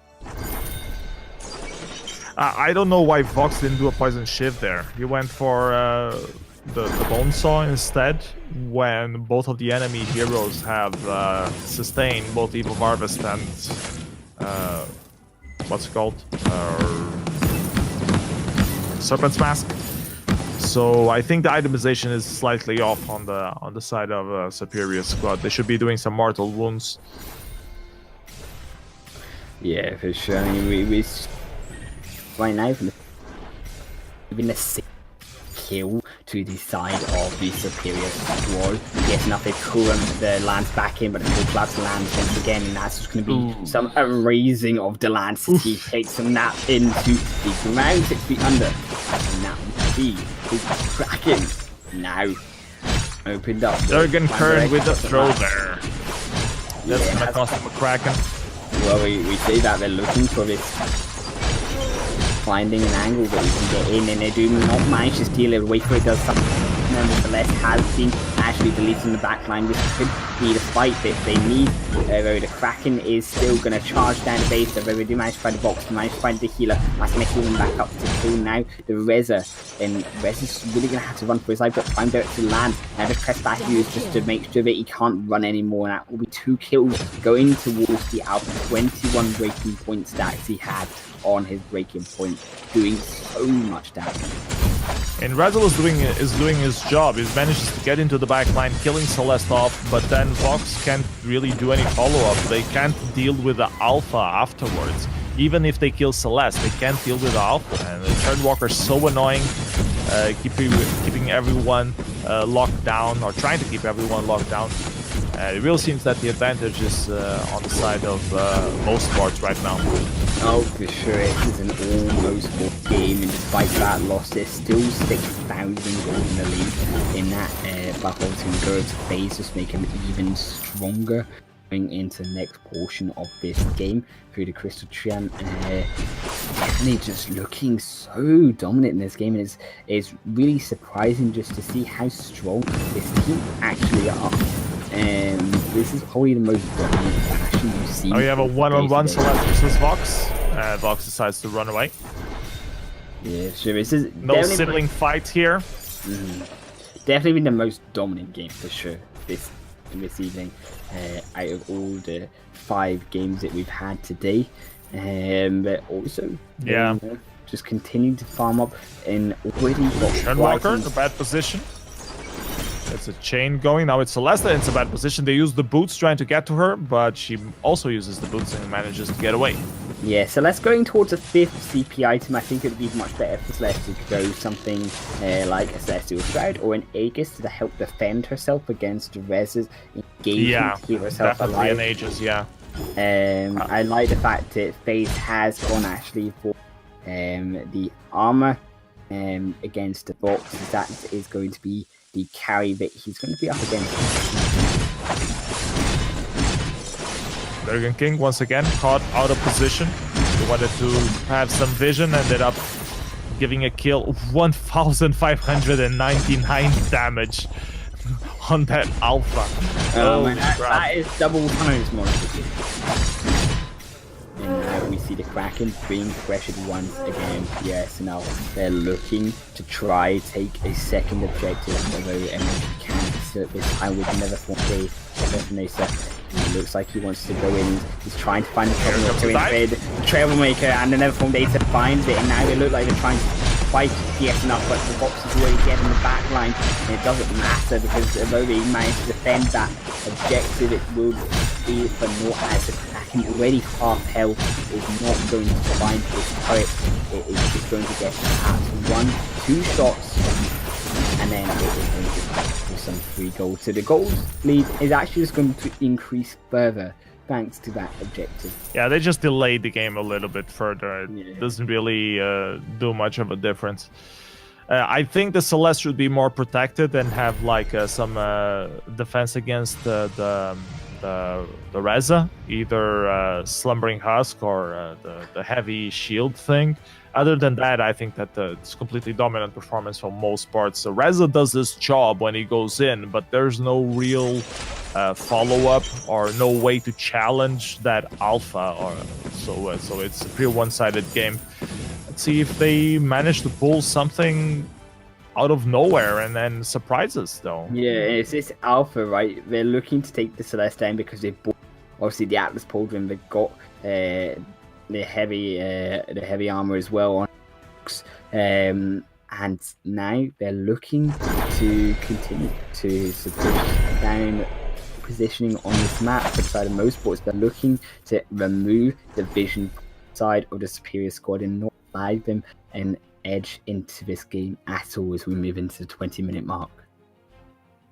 Dragon could secure like a good impale followed with a Githian wall, like stun one of those members up, either Celeste or Alpha. This could be a different matchup, but it's not happening so far. So let's see how this evolves. We might have another team fight coming up next here. Some focus damage. Turnwalker lurking behind the bush. Alpha just sitting there, waiting for the right opportunity to use the Prime Directive. Now here comes the engage. The Alpha steps in. Crucible used prematurely. The Alpha doing a lot of damage. Also going very low, though. Forced to use the ultimate on Solar Storm, clipping to mostly body armored by the Lance there. The Trespass manages to kill. No, it's a reverse. They're coming back into this. They managed to get the Reza by a little miracle, but it's a team fight in favor of Superior Squad for the first time on this matchup. Will they have enough to take the Kraken? I think they can. They think they're too low. This is what they've done. PSNF, they've managed to turtle the game out. They managed to, with that last Kraken, to survive just long enough to where they now have equal items, to where they can keep testing these fights. And despite the fact that it was decided Motorsports engaging in the last team fight, it was actually decided a Superior Squad that came out successful. Reza only falling to a basic attack that Celeste managed to get off just before she died. Yeah, but that was a little bit of bad luck on side of Alpha, or at least she was very well denied. She did damage, but got stunned up and just managed to get stuck there, and her ultimate didn't really do much for her because she's weapon, not CP, so it's really just a delay. So very nice reversal. We might still have a game in our hands here. Let's see if we have another team fight coming up. The Kraken is back up. Pretty sure the Kraken is here once again over the side of Superior Squad. Despite they take that last fight, they've still got 4 turrets to march through. One Kraken would not be enough. But the it's pretty much full build, so not much else they can do. Game is all about trying to get the right team fight. It's all about the vision control right now. They can start up the Kraken. Has started. They can see this happening through that flare. That the Helogenesis is able to zone them away for now. That the Kraken now half health within to the land. Then Hill going to land onto the Alpha. Solar Storm and also Kraken's not gonna miss land, sorry.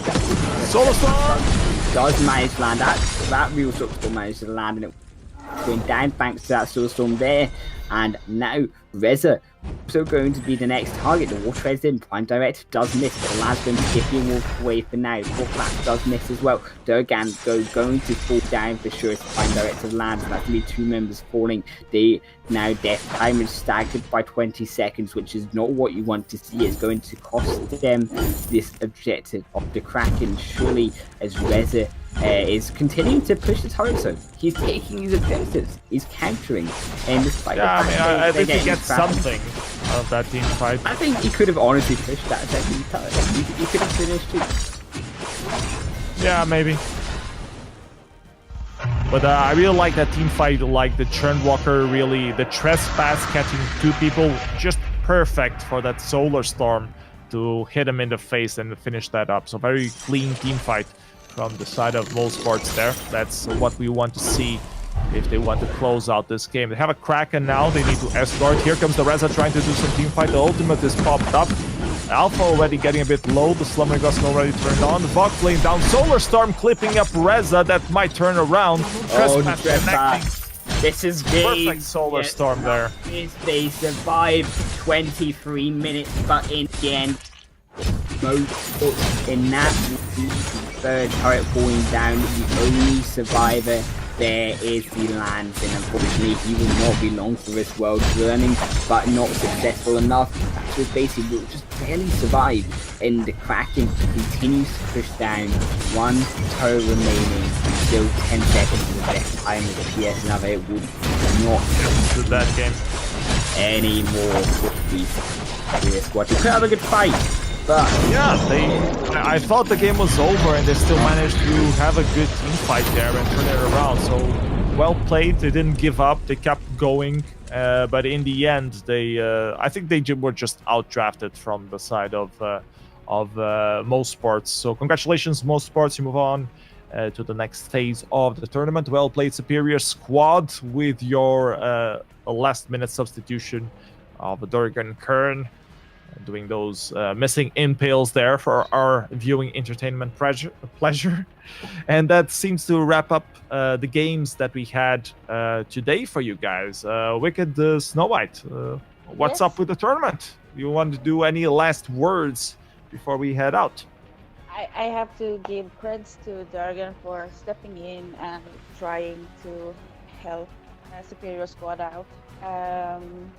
Really, really nice. It's just sad when these things happen, when you have to like jump in and do something like that and not being prepared.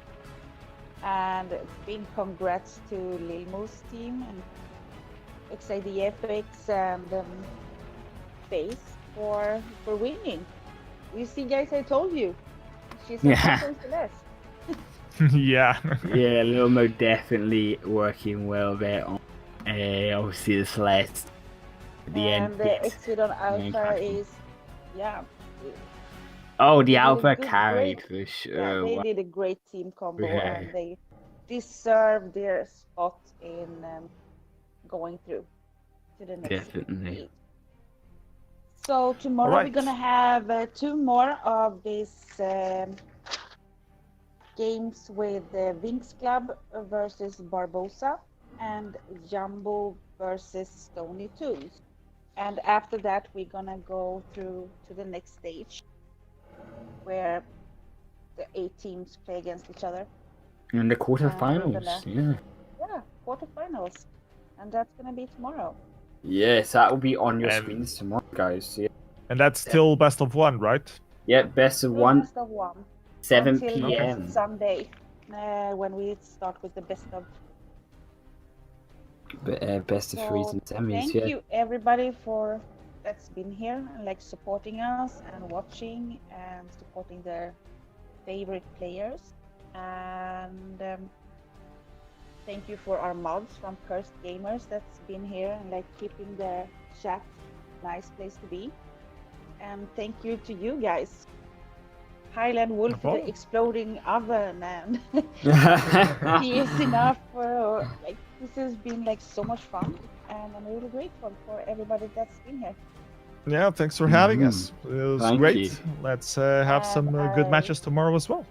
Yes, and I see you all same time, same face, same channel